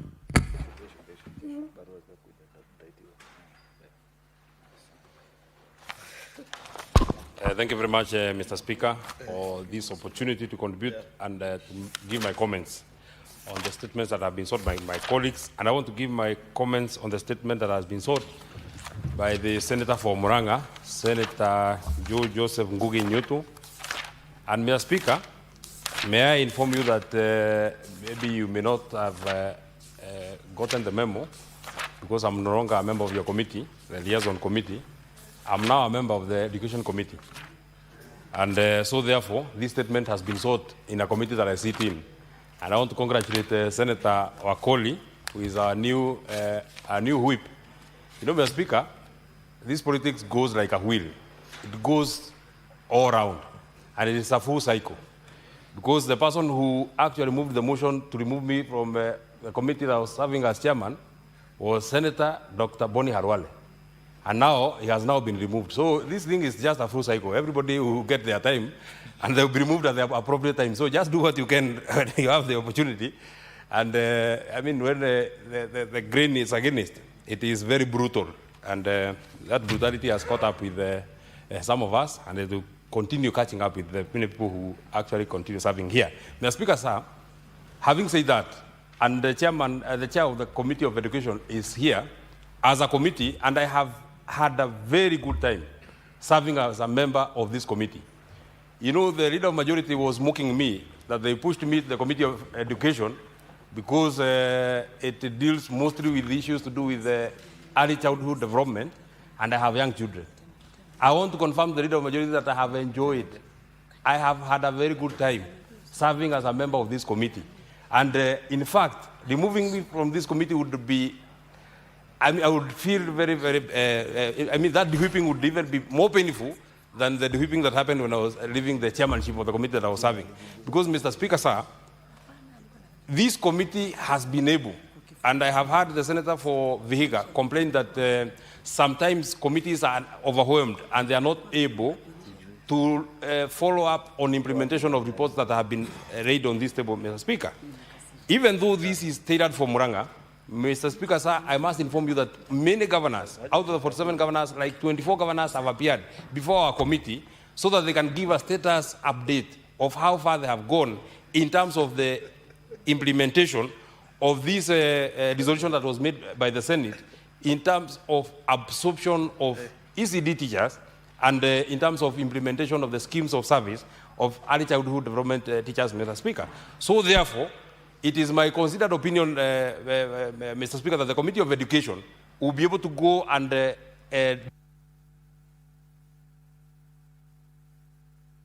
Senator Meadow, you know, you used almost 2 minutes just to go around your comment. And then you had no time to give the substantive issue that you wanted to address. Honorable Senators, we have just now 4 minutes to the close of the statement hour. Maybe we share these few minutes with the Senator Mugatana and Danson. Thank you, Mr. Speaker. Mr. Speaker, there is a very important point that was raised by the majority leader in his statement. Mr. Speaker, the cooperation between the legislative arm and the executive has never been institutionalized, Mr. Speaker. And to hear that now there is, in fact, a plan so that a manual is developed between the executive and the legislative bodies, this is a wonderful thing. Mr. Speaker, many years ago, when I was first elected, there was a great gentleman called Norman Nyaga, who was the whip, and he used to attend cabinet. And there was some form of relationship between the executive and the parliamentary service. In fact, Mr. Speaker, in those days, the leader of government business was none other than the vice president, and there was some form of good cooperation. But then somewhere along the line, the things have gone somehow. Majority leaders from National Assembly and the Senate have taken over, and then somehow things have not been the way they should be. Mr. Speaker, the whip in the UK Parliament sits in cabinet. It's that important.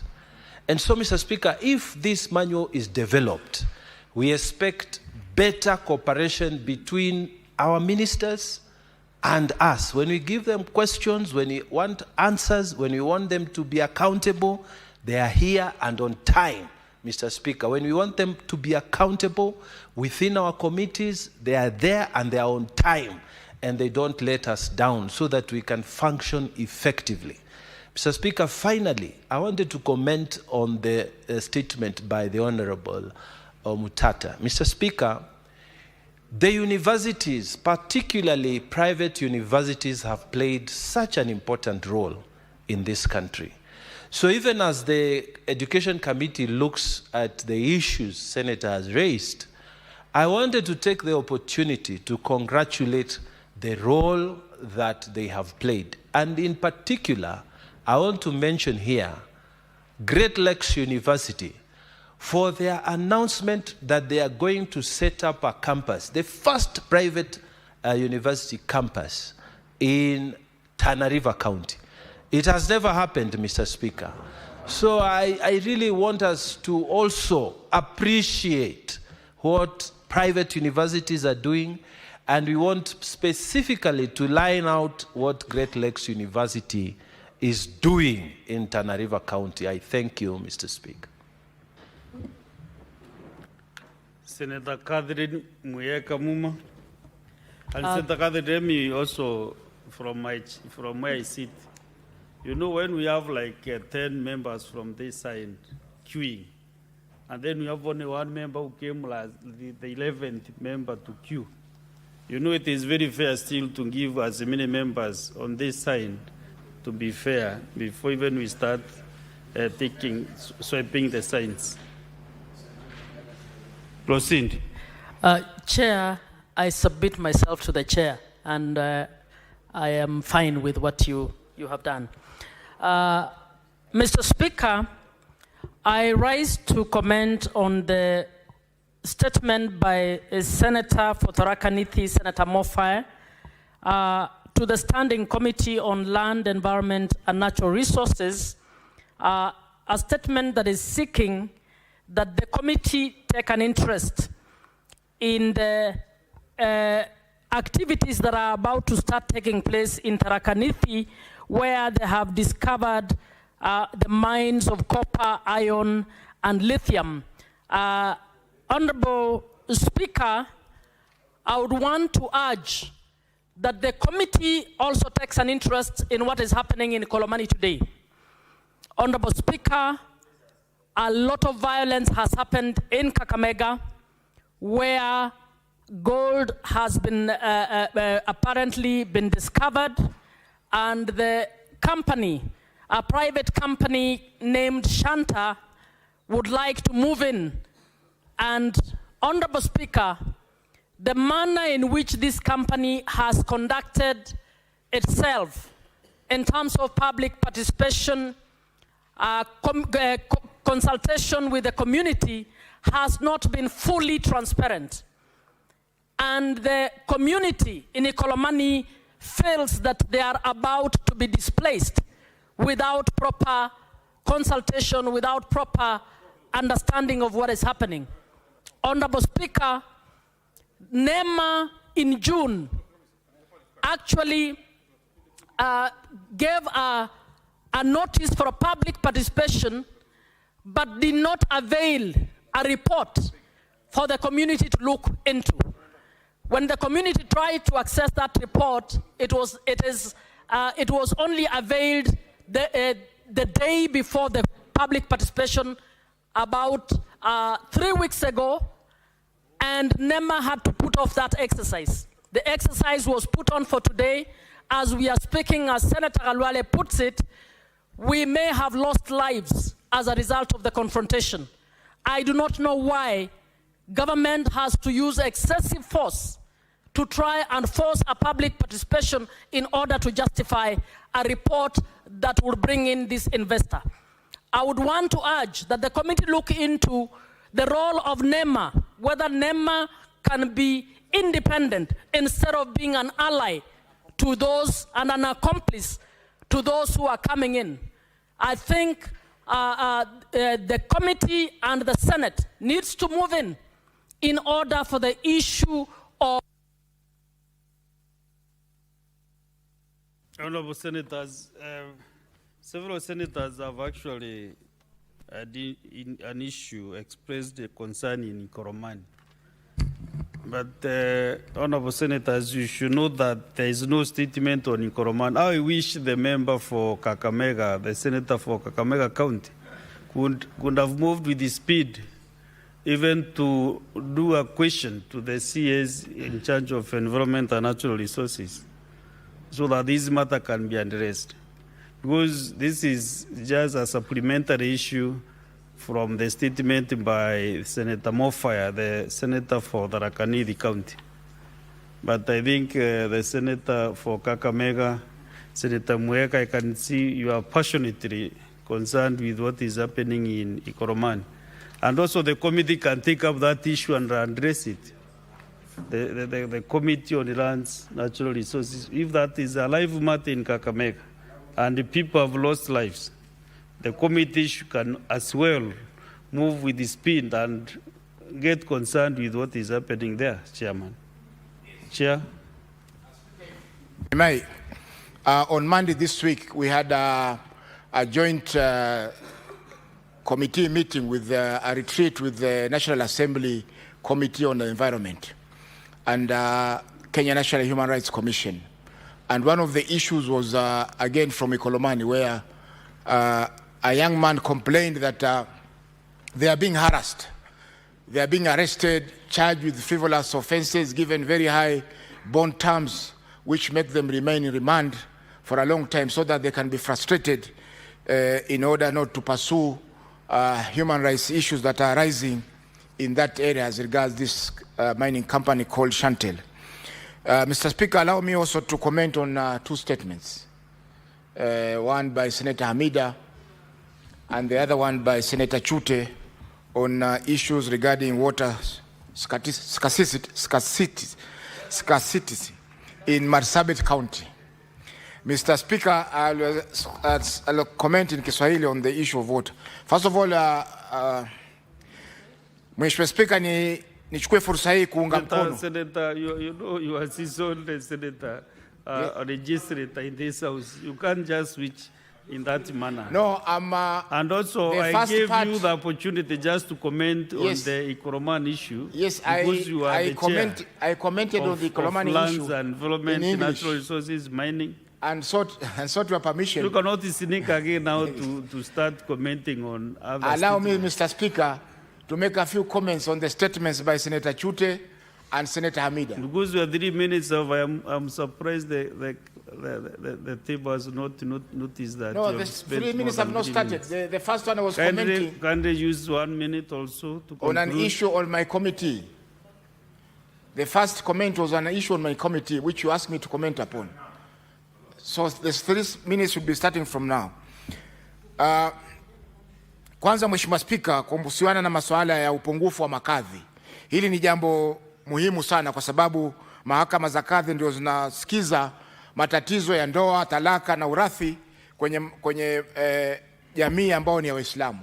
Kwa hiyo Mheshimiwa Spika, ukosefu wa makadhi hawa katika kaunti ya Kitale, Thika, Murang'a, Busia, Homa Bay, Migori na Faza huko Lamu ni jambo ambalo linatakana lishughulikiwe kwa haraka zaidi. Mheshimiwa Spika, hata kaunti ya Mombasa pia ina upungufu wa makadhi. Kwa hivyo tunaomba kamati ya husika ya haki iweze kulivalia njuga jambo hili, waweze kulitatua kwa haraka. Mheshimiwa Spika, kuhusiana na statement ya Senator Chute kuhusiana na ukosefu wa maji katika maeneo ya Marsabit, hili ni tatizo hata katika kaunti ya Mombasa. Mheshimiwa Spika, Mombasa hivi sasa, Mheshimiwa Spika, leo kulikuwa na maandamano katika mtaa wa Old Town kuhusiana na swala la.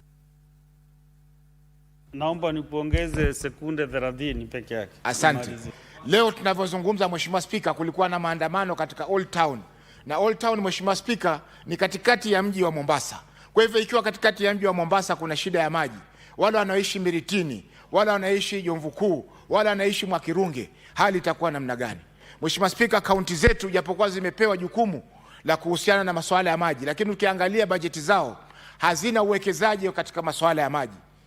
Mheshimiwa Spika, hili pia ni swala ambalo linaathiri kamati yangu, linahusu kamati yangu, na muhakikishia Senator Chute na watu wa Mombasa kwamba swala hili tutalivalia njuga, tuhakikishe kwamba maji yanapatikana kwa wananchi wa Kenya. Hatuwezi kuwa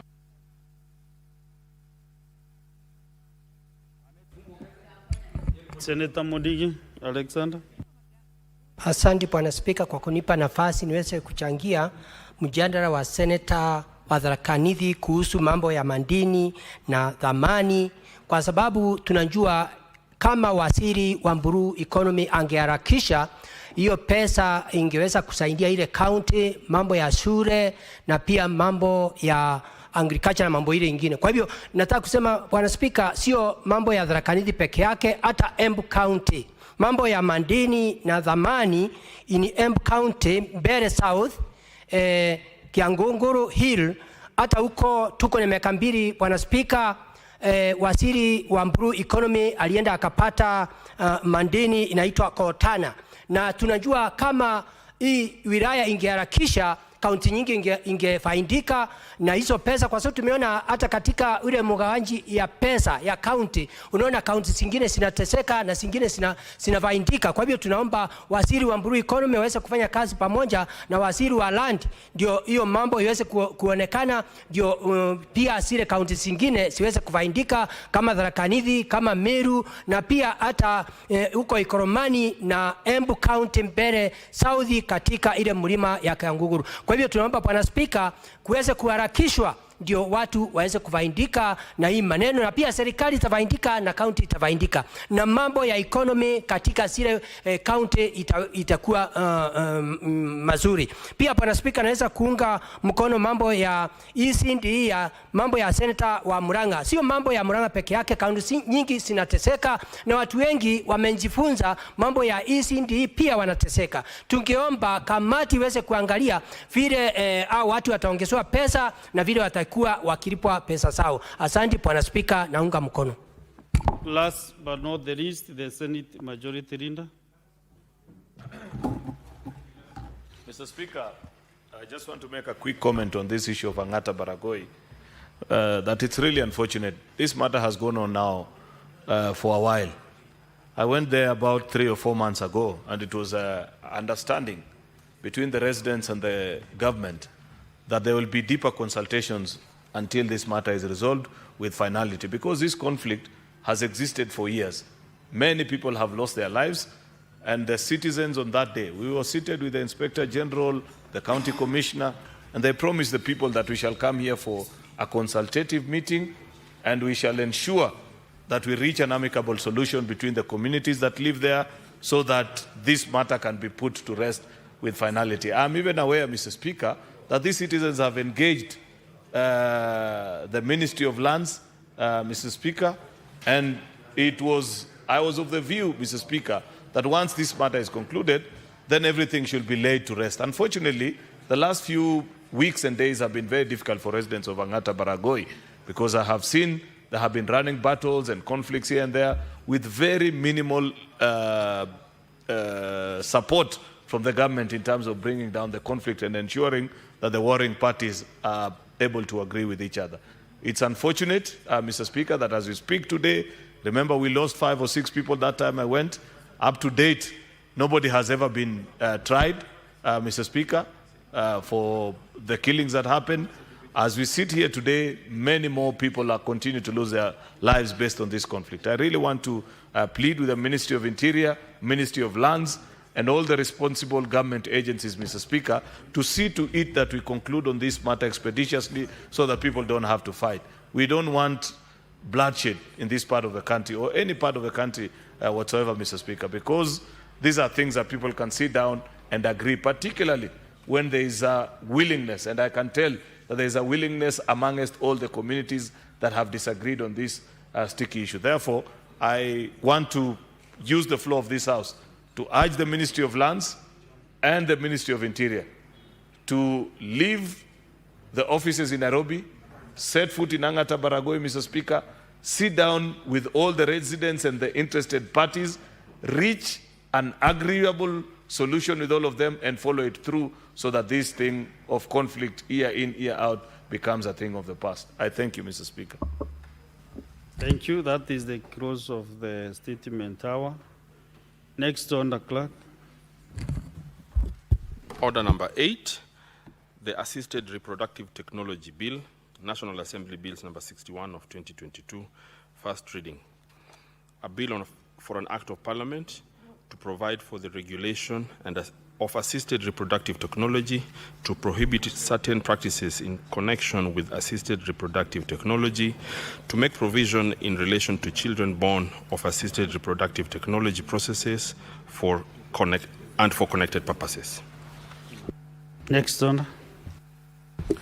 Order number 9, motion, progress report of the Standing Committee on National Cohesion, Equal Opportunity and Regional Integration on an inquiry into the diversity and inclusivity in the staff composition of state agencies in Kenya.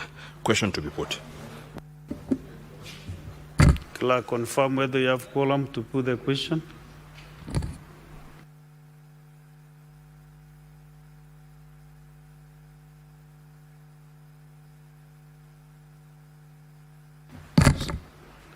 Honorable Senators, Senator Wakoli, have your seat as we conclude, we put the question, and then we can go to the next order that you are concerned with.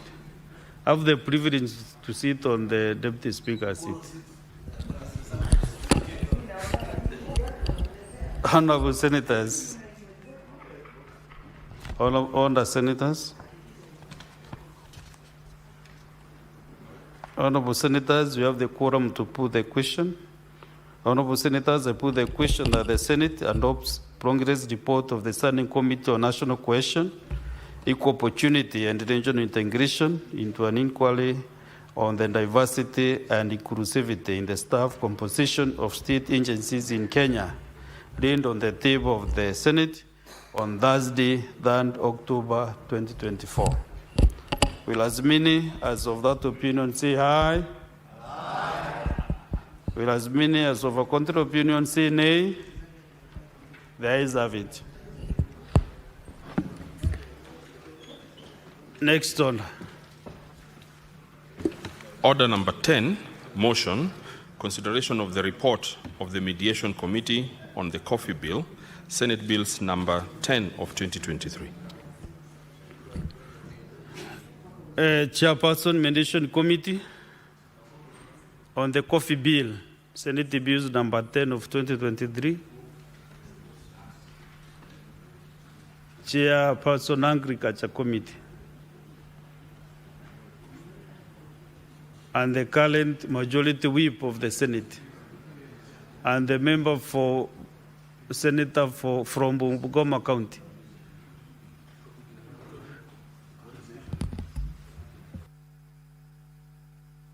You know, with all these titles I've read, Honorable Speaker, it must be organized.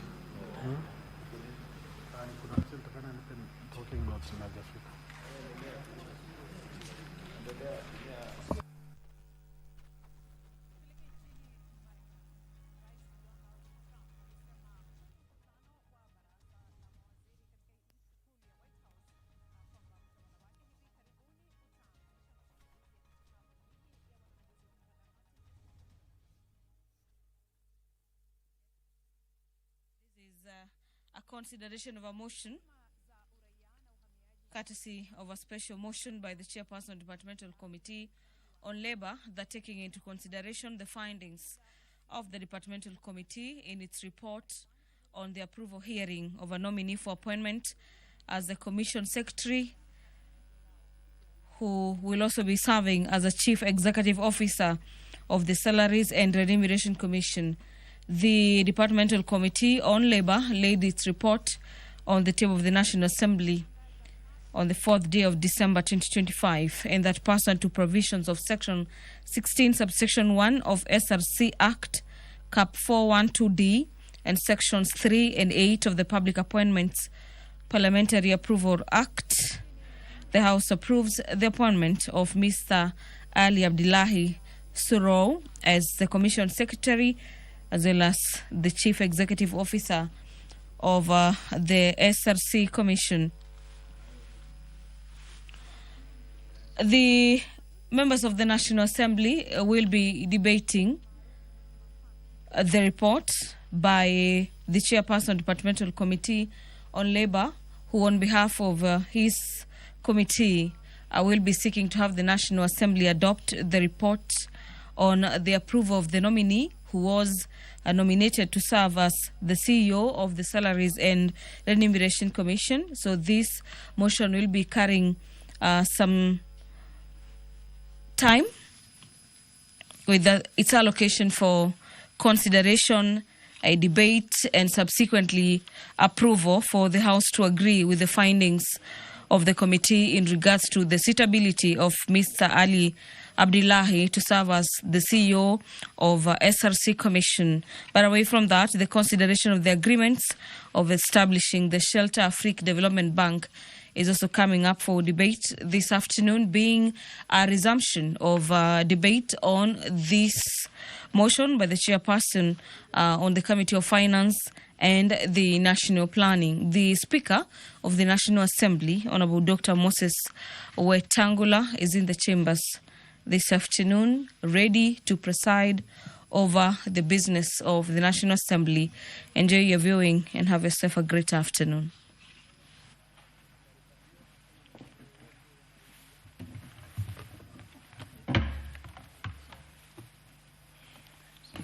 Waheshimiwa, tuombe. Ewe Mwenyezi Mungu ambaye kwa hekima na wema wako umeteua nyadhifa za viongozi na mabunge kwa ustawi wa jamii na utawala wa haki wa wanadamu, tukusihi utazame kwa neema nyingi sisi watumishi wako ambao wameridhika kutuita tutekeleze shughuli muhimu za jamhuri yetu. Tukuomba uteremshie baraka zako sisi tuliokutanika hapa, na utujalie tuyatende na kufikiria mambo yote yatakayofikishwa mbele yetu kwa njia ya haki na uaminifu, ili utukufu na ziwa zako ziendelezwe, na ili kustawisha amani, ufanisi na heri ya nchi yetu na wale ambao haja zao wamezikabidhi mikononi mwetu. Amen.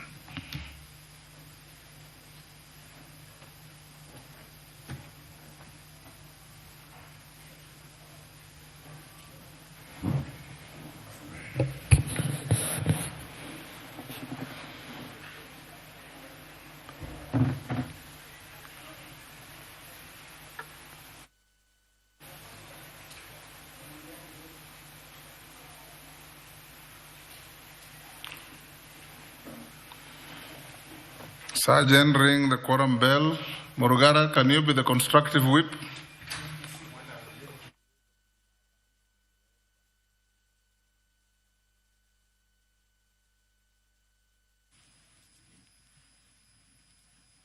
Well, the chair has been taken and a prayer said, signaling the commencement of the business at the National Assembly for the better part of this afternoon. But upon the commencement of this second session of the day, the House lacks quorum to commence business this afternoon, and the Speaker, guided by the House standing orders, has directed the Sergeant-at-Arms to ring the quorum bell to notify members of the National Assembly that it is indeed time for them to get back to the chamber this afternoon to allow the House to properly quorate to commence the consideration of business lined up for them during this evening sitting.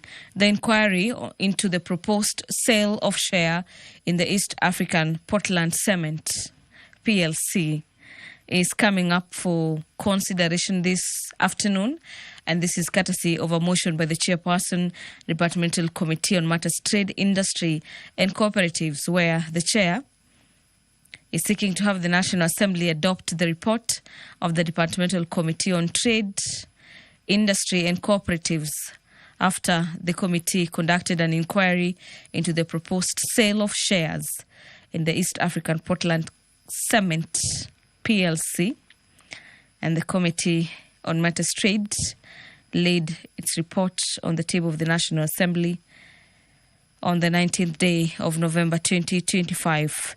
Under this particular motion, the committee that conducted this inquiry grilled a number of stakeholders, among them the executive team from the East Africa Portland Cement, to ascertain whether the decision to sell some shares at the East African Portland Cement to private individuals was the right proposal for the company and the country. The consideration of the report of the assessment on the utilization of funds disbursed by Social Health Authority, SHA, is also coming up for debate this afternoon. But away from the many motions lined up for debate this afternoon, remember the National Assembly has approved through a special motion to sit until 9 p.m. today to dispense with the business before the National Assembly, owing to the fact that upon the rise of business this evening, the House will be proceeding for the long recess and resume business,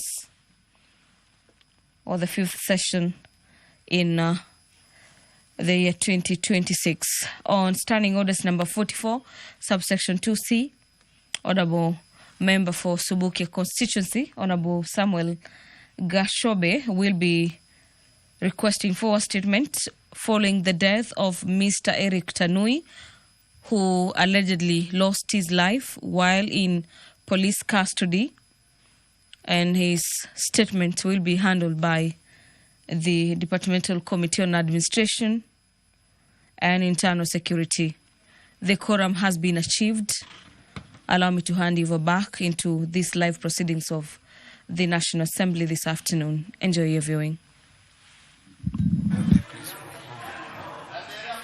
Honorable members, we now have quorum to transact business.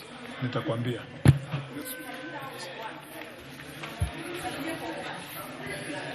Order number 1, administration of oath. Order number 2, communication from the chair. Members on their feet, take your seats.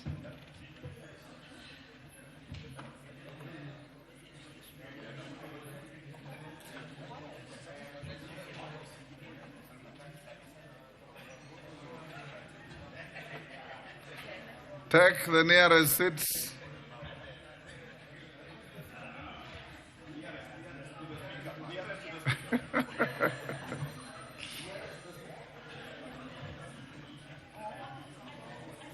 Mama Kilifi, take the nearest seat.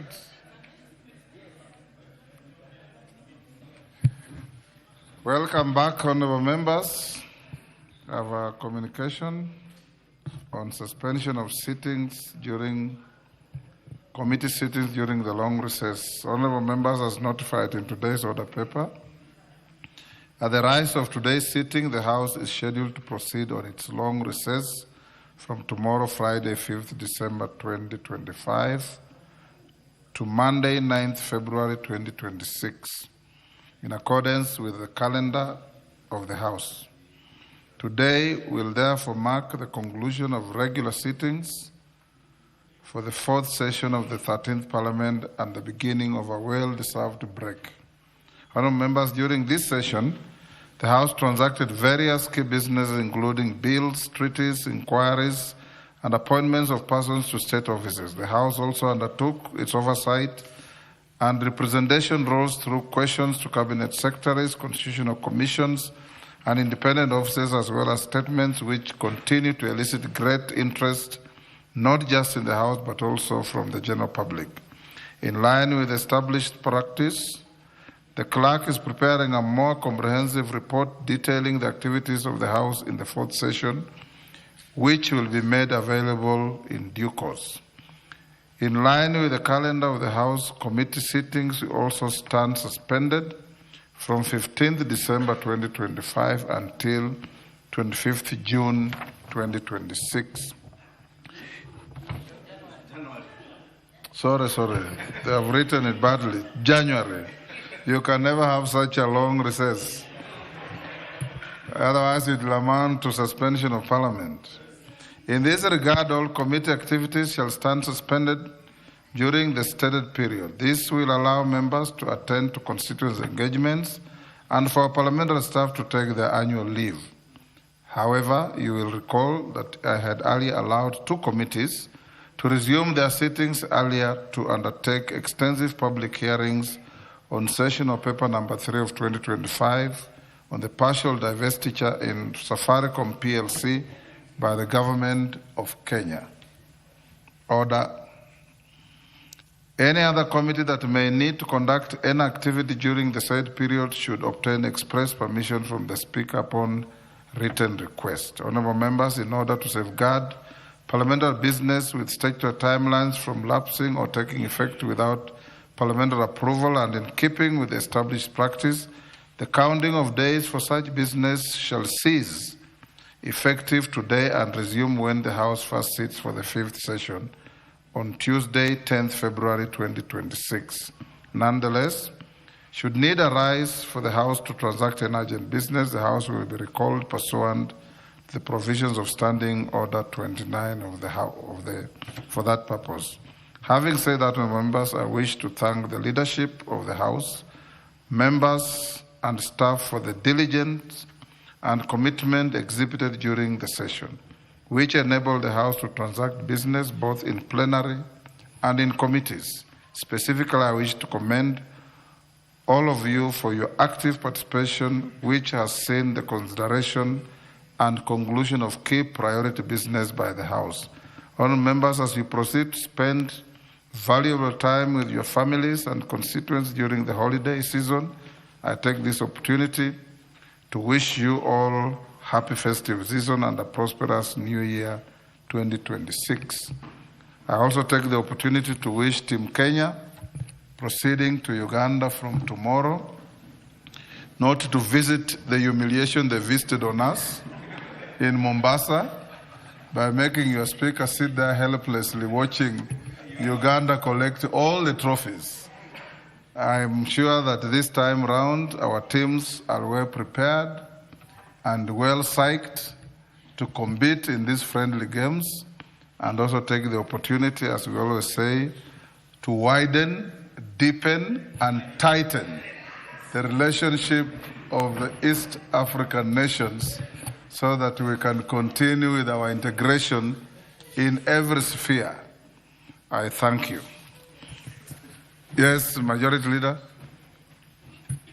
Honorable Speaker, allow me to join you in wishing members success for those who are proceeding to Kampala, Uganda for the IALA Games.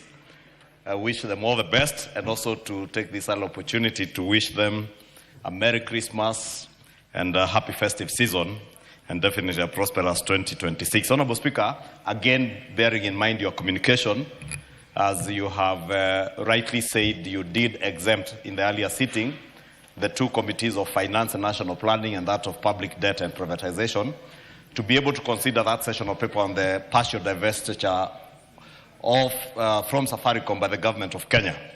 Honorable Speaker, I want to take this opportunity to also ask all our members, and indeed members of Parliament and members of public, that you have given a very generous period of public participation from the 8th of December for 30 days, a minimum of 30 days, at least up to the 8th of January.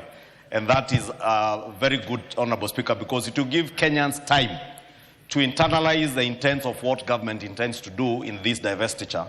And Honorable Speaker, also to get Kenyans who are stakeholders in Safaricom and also citizens of our country time to engage with the two committees logically and with reason, Honorable Speaker, and also to understand the intent of that divestiture, Honorable Speaker, because many of us over the years have been asking government to divest from some of these well-to-do companies and reinvest that money in public good. And Honorable Speaker, if you remember, during the State of the Nation address, the President did detail his desire to set up an infrastructure fund that will help to fund many of the development projects in our country, Honorable Speaker.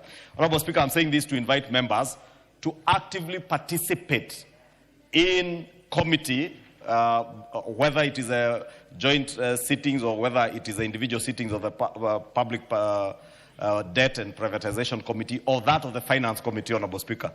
Because at times we have a penchant to address press conferences, speak on issues that are before this House out there, Honorable Speaker.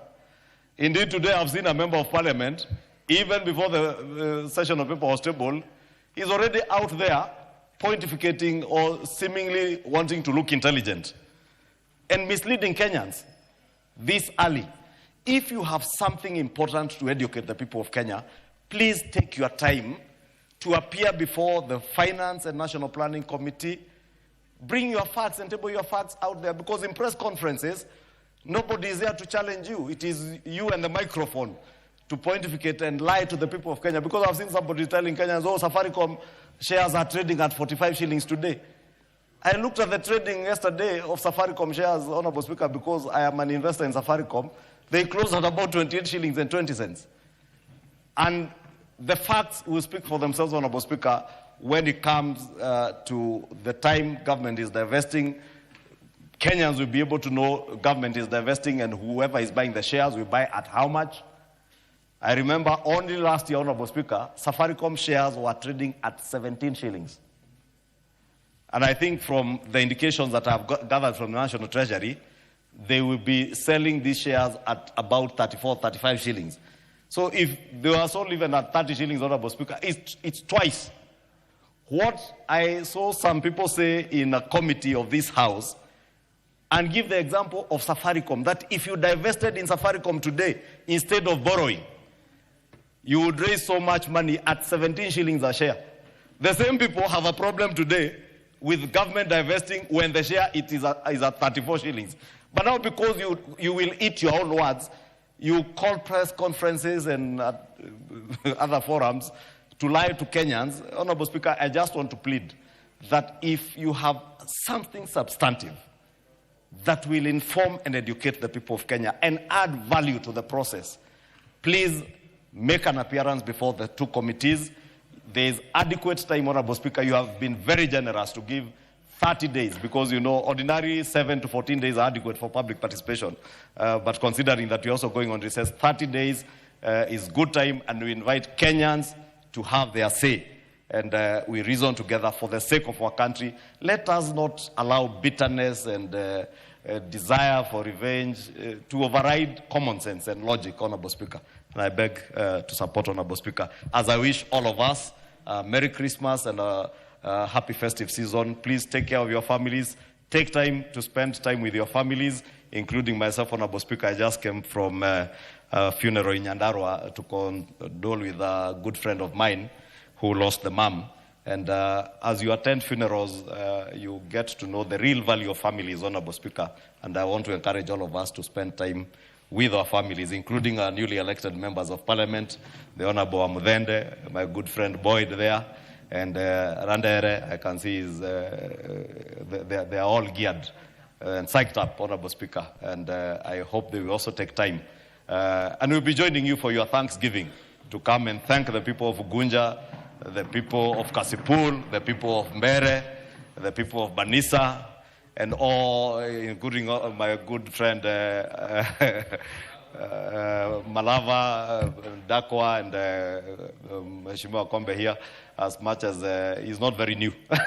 But we will also go to Magarini to thank the people of Magarini for re-electing him back to the House. Honorable Speaker, thank you.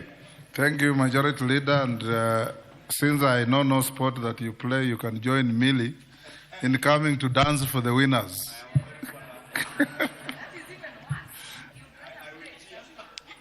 Honorable members, I want to encourage you, like I've always done. You have an open platform on the floor of this House with live coverage. I salute the young MP from Kajiado North. Ngokoyo is from Kajiado North. Yes, he came to see me today and said, I have some issues with this Safaricom issue. I'm preparing a statement. I'll come and issue it on the floor of the House. And that is as it should be. And I've told him once we resume, I'll give you the first opportunity to make your statement so that you enjoy not only live coverage. You know, as members of parliament, you represent various interests. Maybe workers of Safaricom are talking to some of you. Bring the issues here. Maybe members of the public who benefit from trading with Safaricom have issues. Bring them here. This is the National Assembly, the Assembly of the People of Kenya. Under Article 1 of the Constitution, the people of Kenya would all be represented here, but the Constitution allowed them to donate their authority to you to come to this House and represent them. Next order.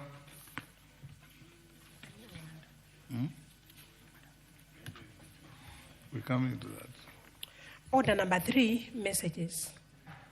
Order number 4, petitions. Order number 5, papers. We'll lay the papers, Majority Leader. When Majority Leader finishes, members, I'll give the new members 5 minutes each. Millie, can you bring me their names in the order we saw them in so that I give them? Kombe is not going to be treated as a new member. He has no maiden speech to make. In fact, he was in one of the parliaments with me in the 90s. Yes.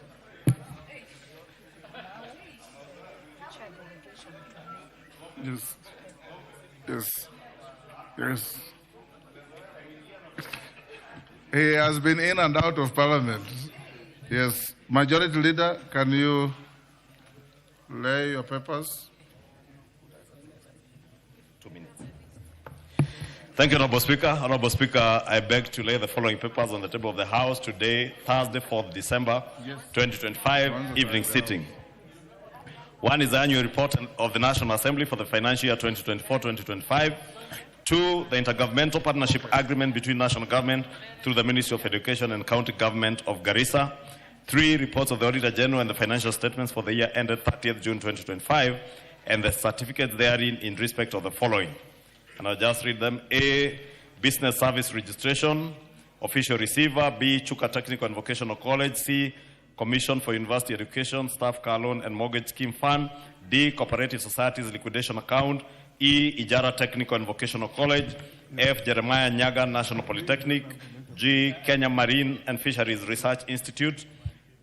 H, Kenya Medical Practitioners and Dentists Council. I, Kenya National Commission for UNESCO. J, Kenya Cessifly and Trypanosomiasis Eradication Council. K, Kirua Technical Training Institute. L, Kisii National Polytechnic, M, Micro and Small Enterprises Authority, N, North Rift Valley Waterworks Development Agency, O, Nyandarua National Polytechnic, Nyeri National Polytechnic, Pharmacy and Poisons Board, Policy Holders Compensation Fund, Car, Mortgage and Loan Scheme. S is a Privatization Commission Car Loan and Mortgage Scheme Fund. T is a Public Procurement Regulatory Authority Staff Loans Scheme Fund. U is a Revenue Statements of the Business Registration Service. V is Igalagala National Polytechnic. W is a State Department for Arid and Semi-Arid Lands and Regional Development. X, State Department for Higher Education and Research. Y, State Officers Mortgage Scheme Fund, State Department for Housing and Urban Development. And finally, Z, the Kenya Scouts Association. Thank you, Honorable Speaker. Committee on Delegated Legislation, Chepkonga, or yes, Vice Chair. Thank you, Honorable Speaker. Gishimu. Honorable Speaker, I beg to lay the following paper on the table of the House today, Thursday, 4th December 2025. Report of the Committee of the Delegated Legislation on consideration of the privileges and immunities into bracket the Global Center for Adoption Order 2025. Adoption or adaptation? Sorry, let me repeat. Yes. Honorable Speaker, I beg to lay the following paper on the table of the House today, Thursday, 4th December 2025. Report of the Committee on Delegated Legislation on its consideration of the privileges and immunities into bracket the Global Center for Adaptation into bracket Order 2025. I beg to lay. Thank you. Thank you.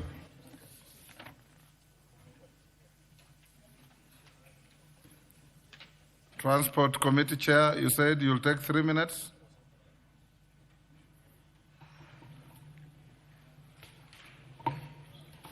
GK, you said you'll take about 3 minutes? Yes, Honorable Speaker, but I can't see the Honorable Member for Machakos. Then stay your statement. Thank you. Now I'll go to our members.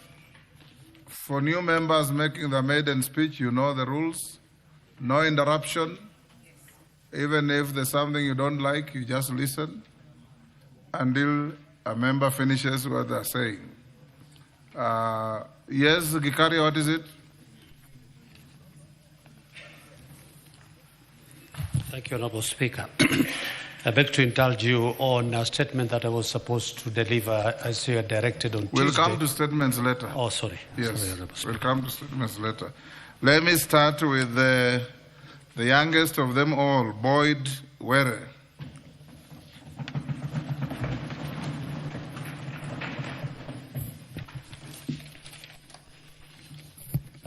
You have 5 minutes. Okay. Since I will not want to interrupt you, obey the rules and spend 5 minutes. Thank you, Honorable Speaker, honorable members.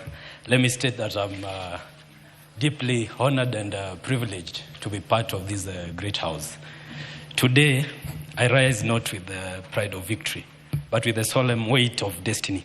I stand before you as the youngest member of parliament, a son of Kasipul, whose journey has been shaped by pain, promise, and profound responsibility. My election is not just a triumph of youth.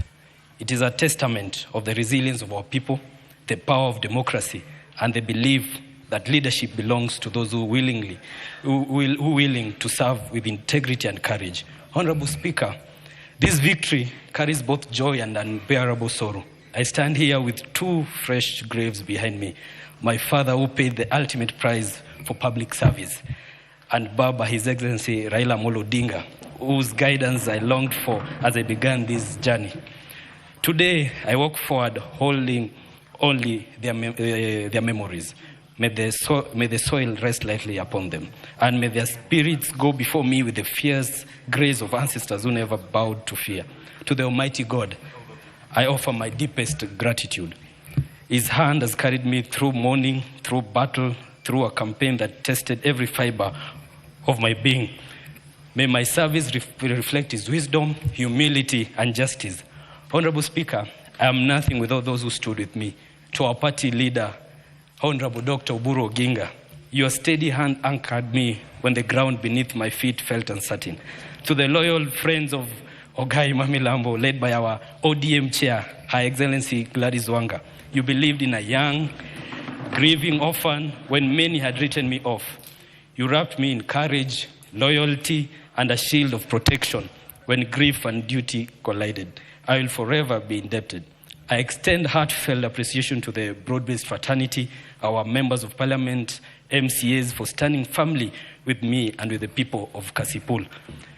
To the many leaders, friends, and pillars of strength whose names cannot all be mentioned today, please know that I am profoundly indebted. To my family, thank you for your love, sacrifice, and strength. Honorable Speaker, I rise on the shoulders of generations before me, but I also rise carrying the fire of a new generation that refuses to be silent. Gen Z is rising, grateful for the government's commitment to growing our GDP and strengthening our economy, yet yearning for something deeper. A Kenya where national progress is measured not only in numbers, but in human dignity. We dream of a country where every young person can access decent work, earn a fair income, and support their family with pride. We seek accountability, transparency, and zero tolerance to corruption. A Kenya where public institutions are trusted, where integrity is non-negotiable, and where justice is not a privilege but a right. We long for a nation where opportunity is fair, governance is humane, the environment is protected, and where success is guided by a gross happiness index. A society where citizens are not only economically active, but emotionally safe, socially supported, and able to breathe freely in their own country. This is the Kenya Gen Z believes in. This is the Kenya we are ready to build. Honorable Speaker, my father was not simply taken by fate. He was killed. And as a son, I stand here with a heart that still seeks answers. Honorable Speaker, when my father was taken from us, the wound cut deep. But that was not the first grave I learned to stand beside. I lost my mother, the late Immaculate Adhiambo Amoth, long time before I became the man I am today. I grew up knowing the weight of absence, the ache of needing a parent who is no longer there to guide you, to pray for you, to dream for you. And yet, Honorable Speaker, here I stand, the orphan they thought will break, the boy they expected to fade quietly into grief, but I rise today, carrying their names on my shoulders and their strength in my bones. To my late mother, your son did it. Even when they killed our father, your son still stood. Your son still fought. Your son kept going. I hope today, wherever you rest, you feel proud of the man I'm becoming and the service I'm stepping into. I long for truth, for closure, and for justice. Not the justice of retaliation, but the justice that restores dignity, honors life, and heals broken communities. I seek no revenge. Revenge cannot raise the dead, cannot comfort a grieving family, and cannot build a nation. Instead, I seek healing, reconciliation, and an end to the cycles of violence that have stolen too many fathers, mothers, and children from this country. Today, I honor not only my father, but all those who lost their lives in the violence witnessed during the campaigns. Their memories must strengthen our resolve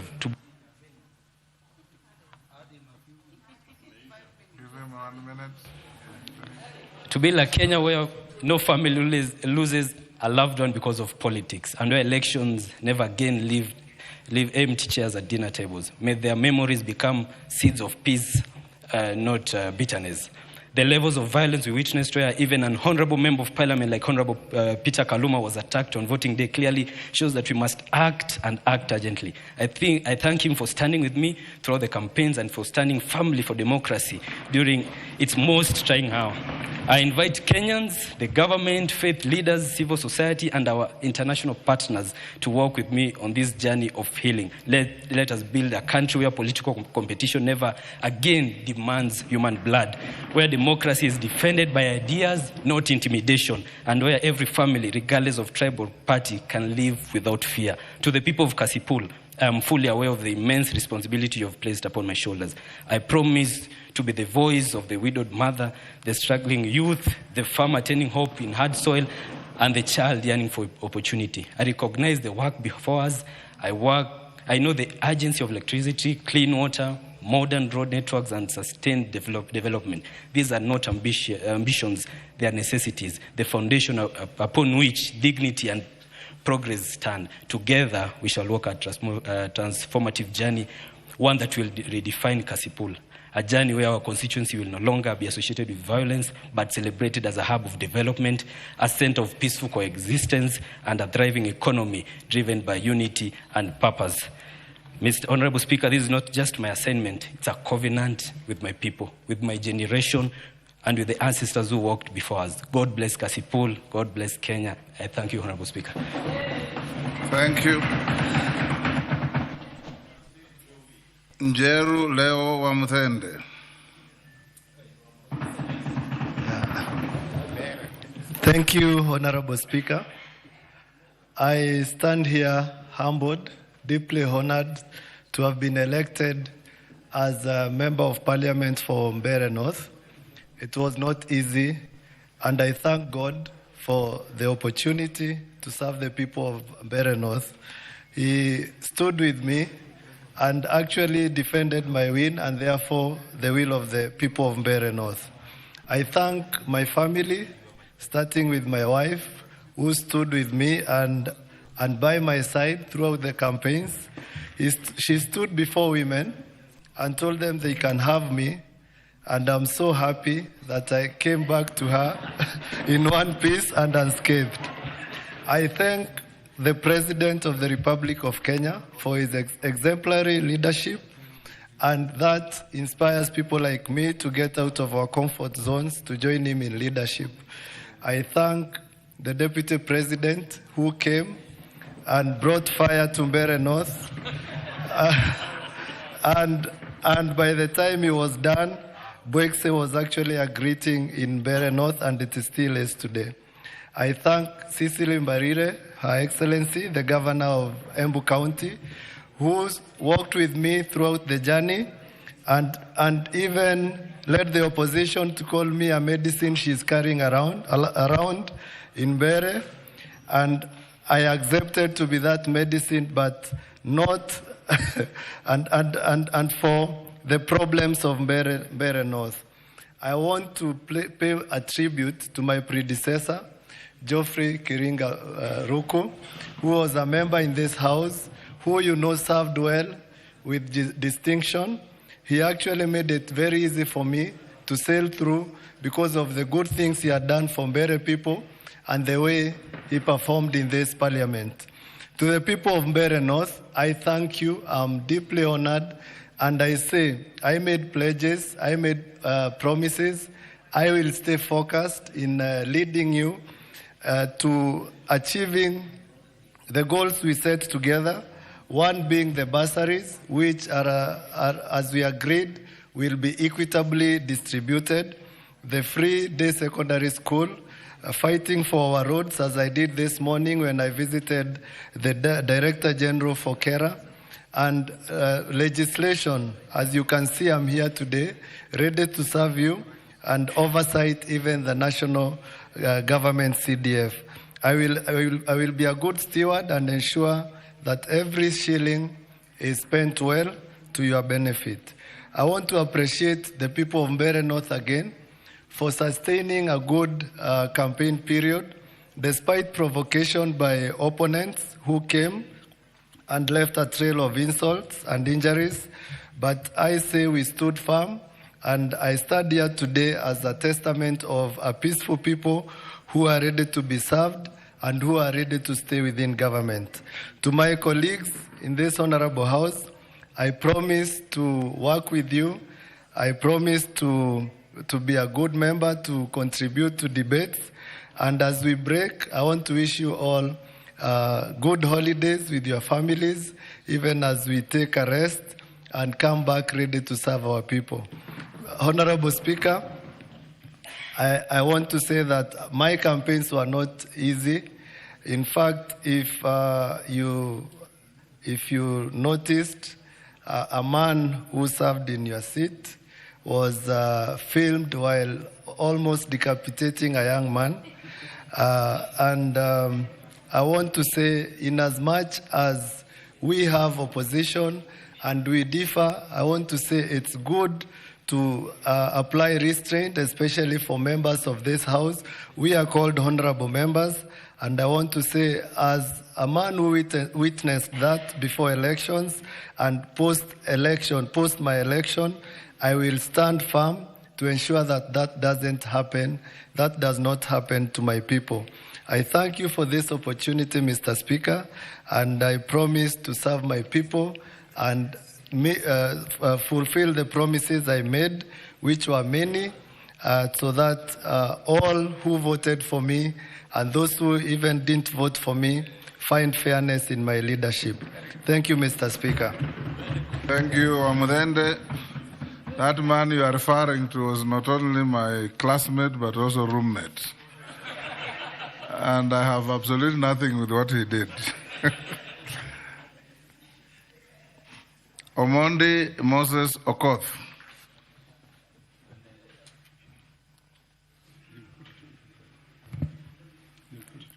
Thank you, Honorable Speaker. Honorable Speaker, I rise with deep gratitude to the people of Ugunja for entrusting me with their mandate in the recently concluded by-election, which were conducted in a peaceful and democratic manner. Their confidence in me is both humbling and inspiring. And their confidence also has also taught me a lesson of resilience and inclusivity. Mr. Speaker, I also want to extend my appreciation to my opponents, who are 9 in total. Their participation enriched the democratic process and ensured that the campaigns were vibrant, competitive, and reflective of the will of the people. Mr. Speaker, our Constitution envisaged dialogue, collaboration, coalitions as instruments of unity. The broad-based coalition that brought together my party, ODM, and our president exemplifies this vision. It steered our republic away from the moments of uncertainty and reset the path toward peace and stability, paving way for the transformative development across the country. Mr. Speaker, in Ugunja, we are already witnessing tangible progress. I must mention to this House that the President recently, a few months ago, was in Ugunja and launched a mega water project that is serving the 2 constituencies.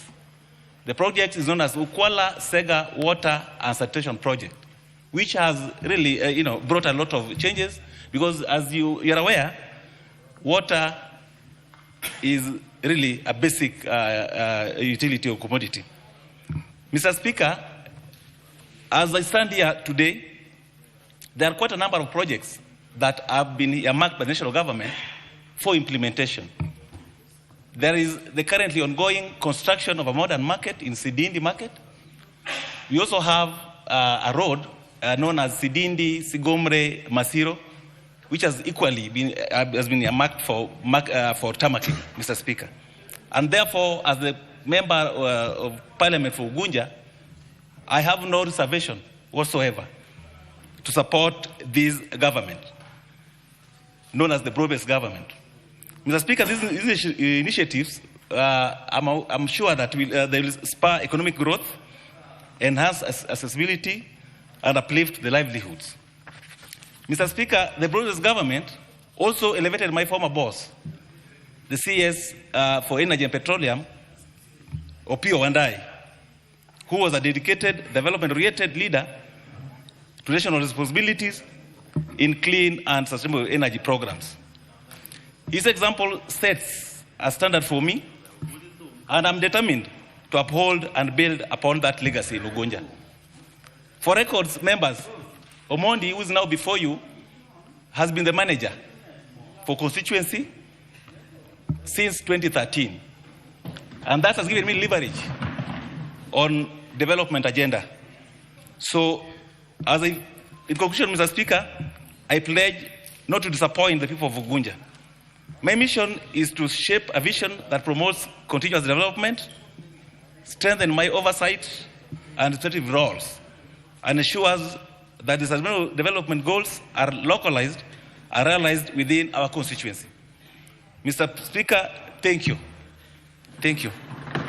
Well done, Omondi. Ndakwa David Athman, Malava.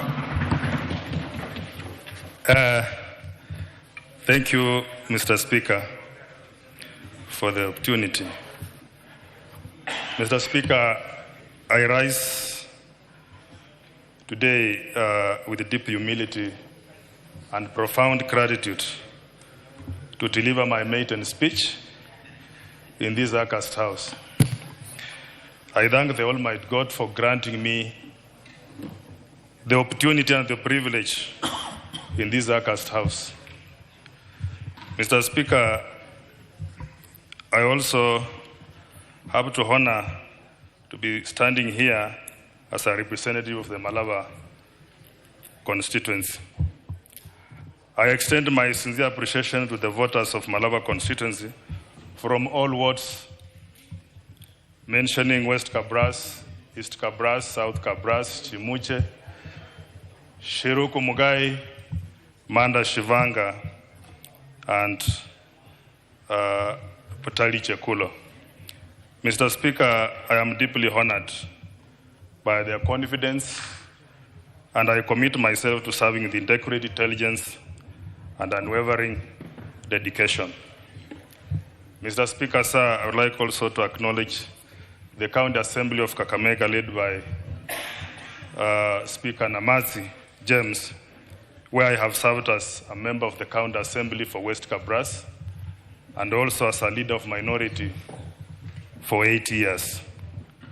Mr. Speaker, I also acknowledge my family who has given me the support, my party leader, His Excellency Dr. William Samoei Ruto, the Speaker of the National Assembly who is dedicated, Honorable Moses Masika Wetangula, Prime Cabinet Secretary, who has been a mentor to me all through, and the entire leadership of the party, UDA, my campaign team, and also the entire broad-based government whose sacrifices made this journey possible.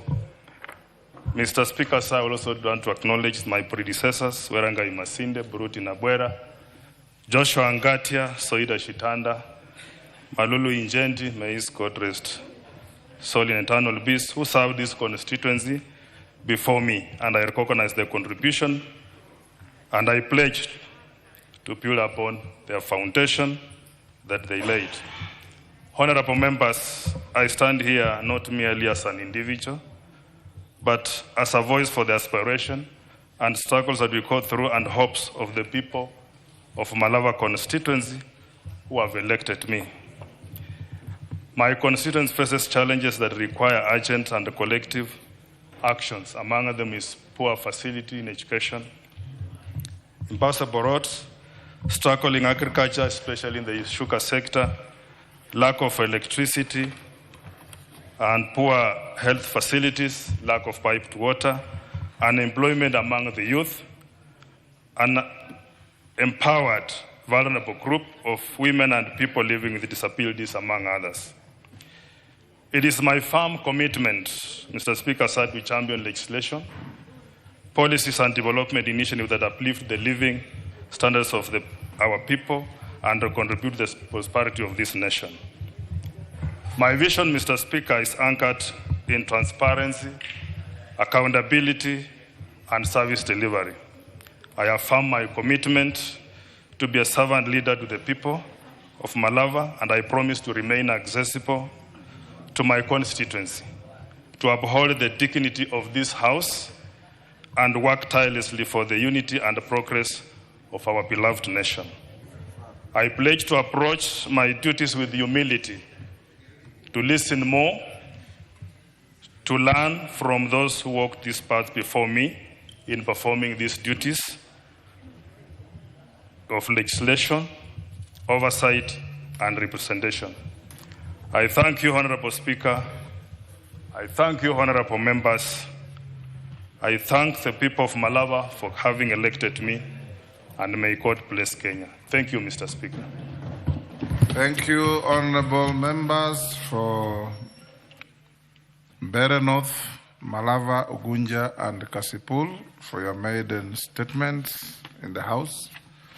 Next, when we resume, you'll now be at liberty to participate in any and every debate in the House, subject to your relevance. And at that time, you are also open to points of order and any other interruptions that your members, colleagues may wish, if and when they feel you have gone the wrong way. And I wish you a good journey in the politics of this House. I was at where you are in 1992 in this House. I wish you a long, fruitful journey.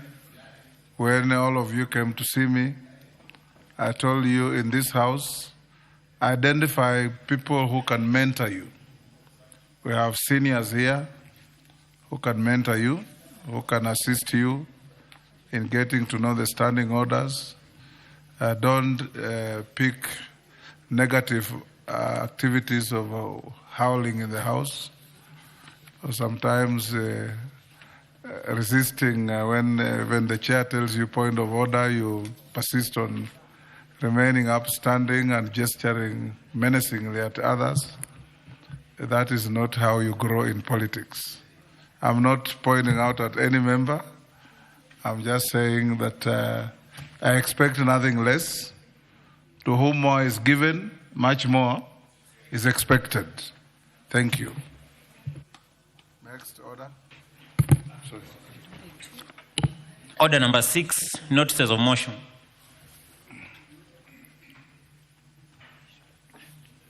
Gishimo, you can come now. So after Gishimo's notice of motion, you go to number 8, then you come to statements.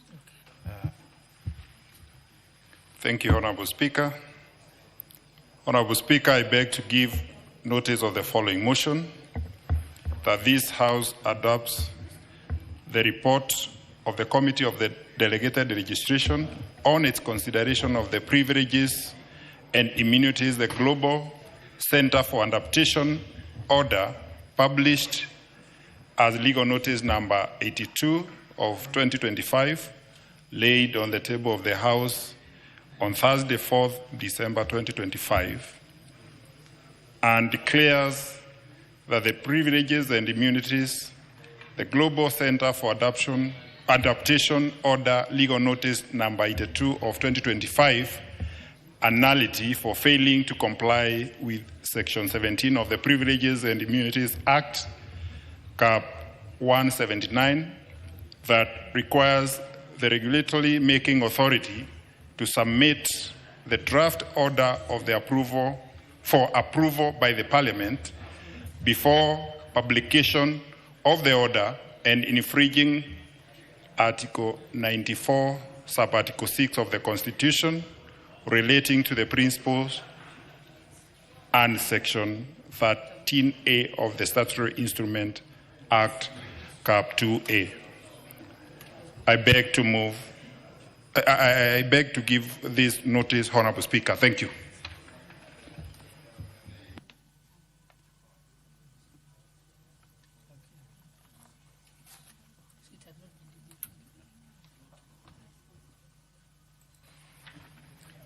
Honorable members, I now propose the question.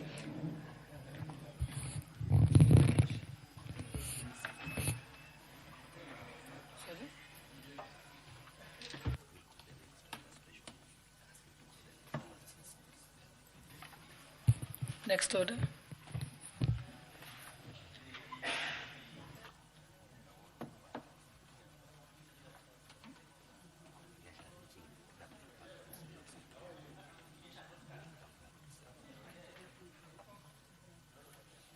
Honorable members, I shall reorder the order paper, so we'll skip number 7 for now, go to 8 and 9, and then come back to questions and statements, because those ones are rather brief.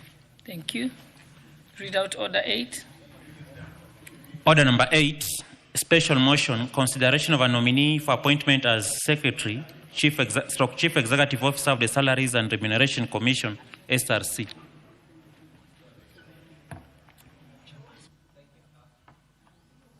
Chairperson, Labour Committee.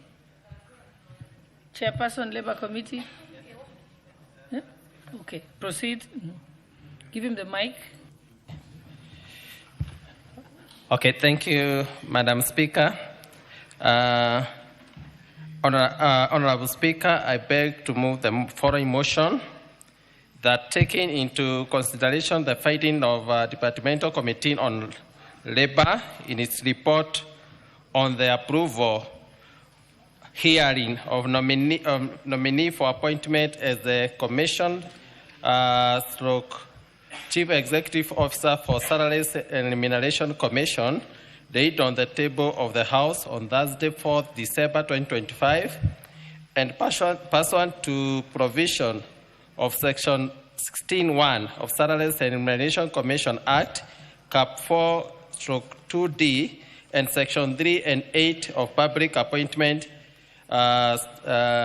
Parliamentary Approval Act, CP7F, this House approves the appointment of Mr. Ali Abdullahi Sulo as the Commission Secretary, Chief Executive Officer for Salary and Remuneration Commission. Honorable Speaker, on Thursday, 27, 2025, the Speaker of the National Assembly relayed the message from the Chairperson SRC to the members and referred the nominee's name together with the curriculum vitae to the Departmental Committee on Labour for approval. Approval hearing, vetting, and reporting to the House. Noting that the House would be proceeding on a long recess on 5th December 2025, the committee was expected to conduct the approval hearing and report to the House before the commencement of the recess. Honorable Speaker, in fulfillment of the previous Article 118(1)(b) of the Constitution, Section 6(4) of Public Appointment and Parliamentary Approval Act, Cap 7F, and National Assembly Standing Order 45(3), the Clerk of the National Assembly on 28 November 2025 facilitated placement of an advert in the print media notifying the public on the date, time, and place of the approval hearing of the nominee. Honorable Speaker, in compliance with Section 6(9) of the Public Appointment Parliamentary Approval Act, Cap 7F, the clerk invited the public to submit memoranda by way of written statement on oath or affidavit with supporting evidence contesting the suitability of the nominee to hold the aforementioned office. The memoranda were to be received on Wednesday, 3rd December 2025 at 5 p.m. By the close of the deadline, the committee had not received any memorandum in support or in contestation of the suitability of the nominee. Honorable Speaker, further on 27th November 2025, the clerk wrote to the nominee notifying him of the date, time, and place of the approval hearing, which was scheduled to be conducted on Thursday, 4th December 2025, in the mini chamber, first floor, County Hall, Parliament Building at 10 a.m. Honorable Speaker, the nominee appeared before the committee on Thursday, 4th December 2025, and was orally interviewed under oath pursuant to Article 250(12) of the Constitution, Public Appointment Parliamentary Approval Act, Cap 7F, the Salaries and Remuneration Act, Cap 412D, and National Assembly Standing Order. Honorable Speaker, the committee observed that the nominee met integrated threshold, demonstrated knowledge of the topic, administrative and technical issues touching on the position to which he had been nominated, and had the requisite abilities, academic qualification, and professional experience to be approved for appointment as the Commission Secretary and Chief of Executive Officer of the Salaries and Remuneration Commission. Honorable Speaker, further noting the recruitment process and the subsequent recommendation for appointment as detailed in the report of the selection panel, the nomination of Mr. Ali Abdullahi Swaro as the Commission Secretary / Executive Officer of the Salaries and Remuneration Commission was in compliance with the Constitution and Salaries and Remuneration Commission Act Cap 412D and Public Appointment Parliamentary Approval Act Cap 7F. Honorable Speaker, emanating from the above observation, the committee recommends that the House approves appointment of Mr. Ali Abdullahi Swaro to the Commission Secretary / Executive Officer of Salary and Remuneration Commission. I beg, Honorable Speaker, I beg to move and now request Honorable Dido Lasso to second.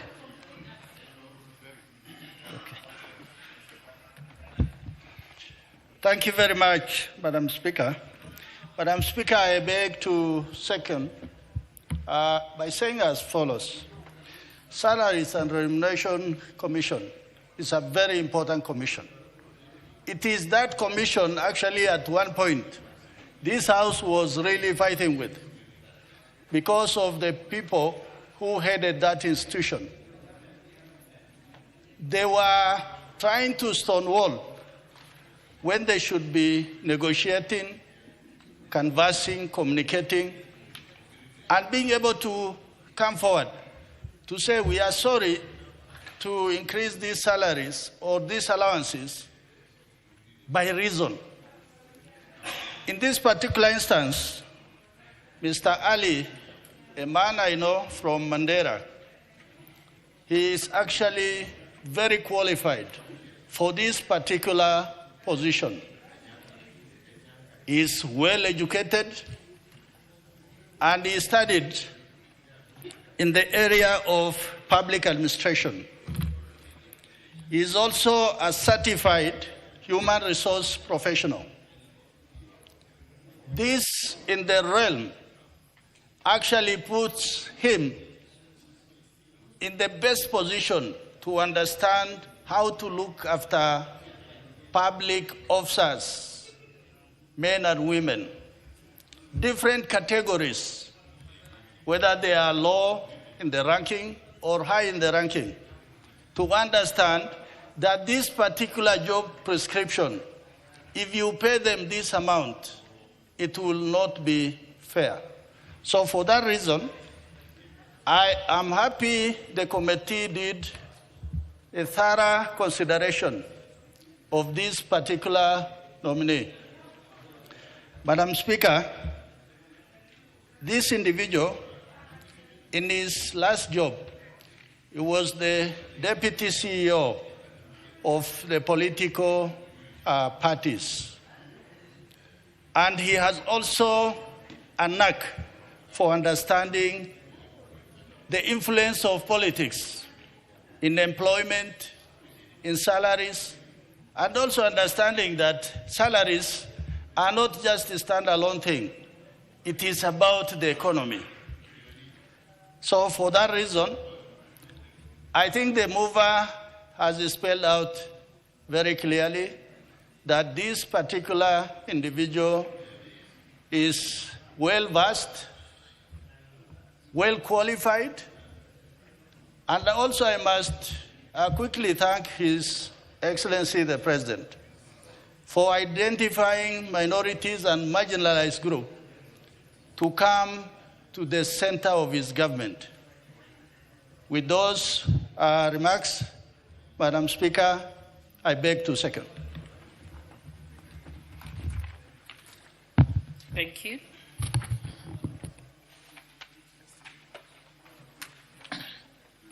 Honorable members, I now propose the question that taking into consideration the findings of the Departmental Committee on Labor in its report on the approval hearing of the nominee for appointment as Commission Secretary / Chief Executive Officer of the Salaries and Remuneration Commission, laid on the table of this House on Thursday, 4th December 2025, and pursuant to the provisions of Section 16(1) of the Salaries and Remuneration Commission Act Cap 412D and Sections 3 and 8 of the Public Appointments Parliamentary Approval Act, Cap 7F, this House approves the appointment of Mr. Ali Abdullahi Sura as the Commission Secretary / Chief Executive Officer of the Salaries and Remuneration Commission.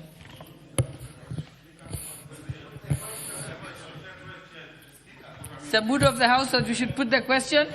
Will as many as of that opinion say aye? Aye. Will as many as of the contrary opinion say nay? The ayes have it, so I'll put the question. Honorable members, I now put the question that taking into consideration the findings of the Departmental Committee of Labour in its report on the approval hearings of a nominee for appointment as Commission Secretary / Chief Executive Officer of the Salaries and Remuneration Commission, laid on the table of this House on Thursday, 4th December 2025, and pursuant to the provisions of Section 16(1) of the Salaries and Remuneration Commission Act, Cap 412D, and Sections 3 and 8 of the Public Appointments Parliamentary Approval Act, Cap 7F, this House approves the appointment of Mr. Ali Abdullahi Sura as the Commission Secretary / Chief Executive Officer of the Salaries and Remuneration Commission. Will as many as of that opinion say aye? Aye. Will as many as of the contrary opinion say nay? The ayes have it.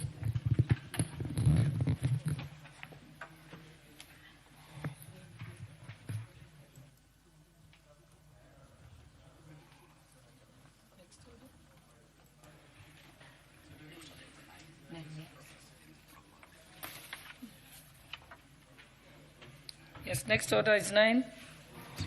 Call out the order. Order number 9, motion. Consideration of the agreement establishing the Shelter Afric Development Bank. Resumption of debate. Was anyone have remaining time? Members who want to debate this, kindly press the intervention button.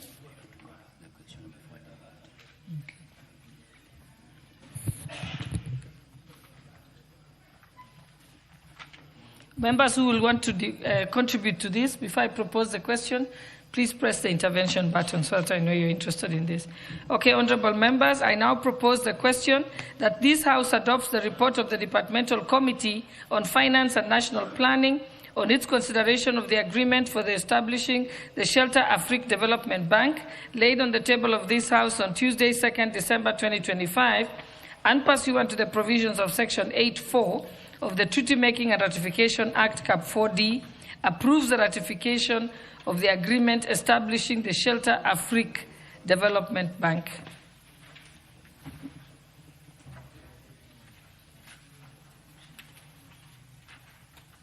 Honorable Beatrice Elachi. Okay, she's not interested. Honorable Sylvain Sosoro. Honorable Dindi Nyoro. I think those are the only people. Thank you very much, Honorable Speaker, for this chance. And I'll take a very short time. It is important for a country and a region, a country like Kenya, in a region like Africa, to have as many sources of revenue as possible and financing as possible. And Honorable Speaker, Shelter Afric, just like many other peers that deal with the regional matters, is important, and especially in providing financing that is needed in taking the economies of Africa forward. And Honorable Speaker, it is important even for our country to have subscriptions in other, and to keep on actually adding the amount of shares and subscriptions they have in some of the regional development bodies, Honorable Speaker, and especially a body like Afric, which has always come through for a country like Kenya. Honorable Speaker, another entity like ADB, African Development Bank, we have seen it take great part in the growth of the infrastructure in Kenya, and especially citing a road like Thika Road, Honorable Speaker, which was co-funded also by the African Development Bank.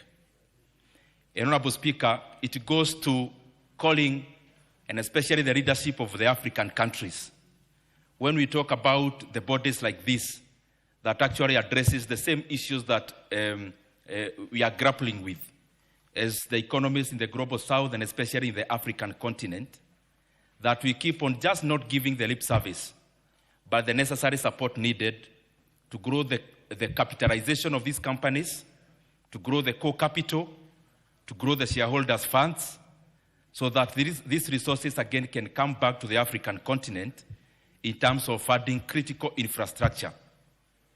Honorable Speaker, it is also important for these kind of bodies to also place merit when, and especially they are having the people who lead them, so that there is versatility also in terms of growth. Because many times we see the leadership of these bodies and these institutions, we focus more on the region in terms of where they are coming from in the African continent. And, Honorable Speaker, we don't give enough emphasis on the competencies of the people and especially who come at the helm of leading these organizations. Honorable Speaker, as I come to the close, we have seen in many countries and in many continents. Honorable Speaker, it's not a coincidence when we talk about the growth in the Asian tigers, and especially also across Asia. It is not a coincidence that one economy grows and the other neighboring economies also follow suit. It is not a coincidence that you find countries that are geographically located around one another, that when one of them leaps forward, the others also follow suit. It is deliberate, and some of them is actually catapulted, Honorable Speaker, by the regional banks which provide resources, both to the sovereign and also to the private sector, and especially in big-ticket private sector financing requirements. When you look at a country like China, for example, also, Honorable Speaker, beyond the normal commercial banks, we also have development banks owned by the government of China. This is almost similar bodies as the one we are discussing today, which mandate of these development banks, Honorable Speaker, comes into providing finances that most of the time the commercial banks will necessarily not afford, because they are able, out of their abundance of the core capital, they are able to fund huge ticket projects, both in the public sector and the private sector, and that goes a long way into growing economies. Honorable Speaker, I also want to call upon all of us, even as Kenya, to also look at models of economic growth. For example, for a country like Nigeria. Honorable Speaker, in the entire of Africa, Nigeria could be having the highest per capita concentration of black billionaires. Billionaires who are African and who are black. But Honorable Speaker, if you look at how these entrepreneurs grew, people like Aliko Dangote, the entrepreneurs in Globacom, like for example in Nigeria, entrepreneurs, the founders of UBA Bank, Access Bank, you will always find, including BUA Group, which spans across many sectors. You find that there is a lot of involvement of regional financing bodies, and especially precisely Afriexim. Afriexim has come a long way into actually shaping entrepreneurship in Nigeria, where we see big ticket private sector projects being financed even by these kind of financial institutions. And that is why it is important for Kenya to have subscriptions, but also for us to look inwards, that the private people, the private entrepreneurs, and especially those who are launching huge projects, they find avenues of also getting not so exorbitantly priced financing from these kind of bodies.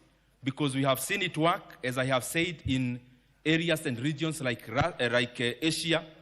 We have seen it work in countries as robustly entrepreneurial as China. And we have also seen how the economy of a country like Nigeria has gotten transformed out of the financing from bodies like Afriexim, ADB, Honorable Speaker, African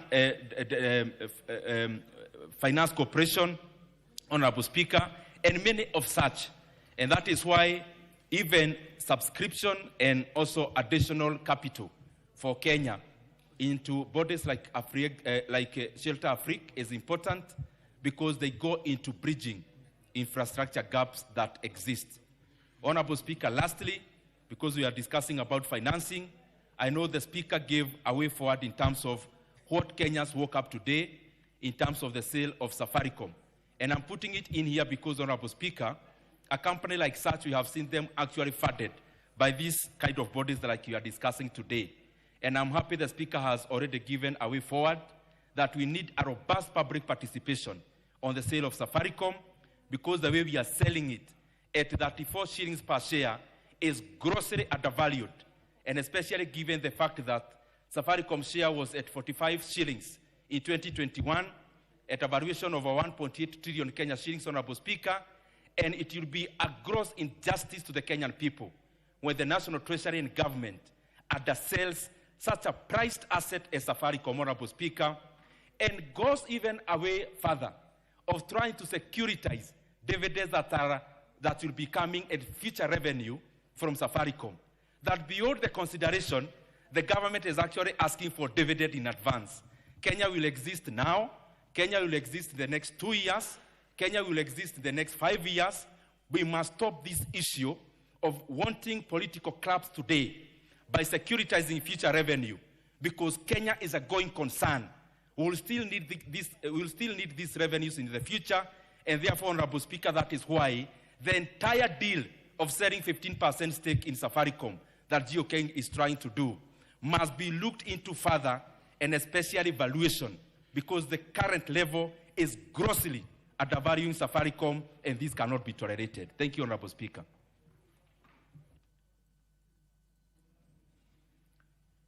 Yes.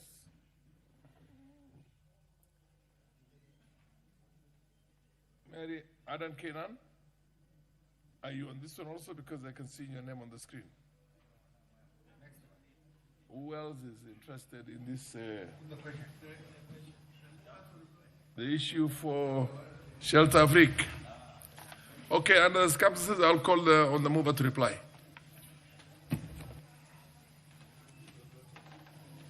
Thank you so much, Mr. Speaker. I rise.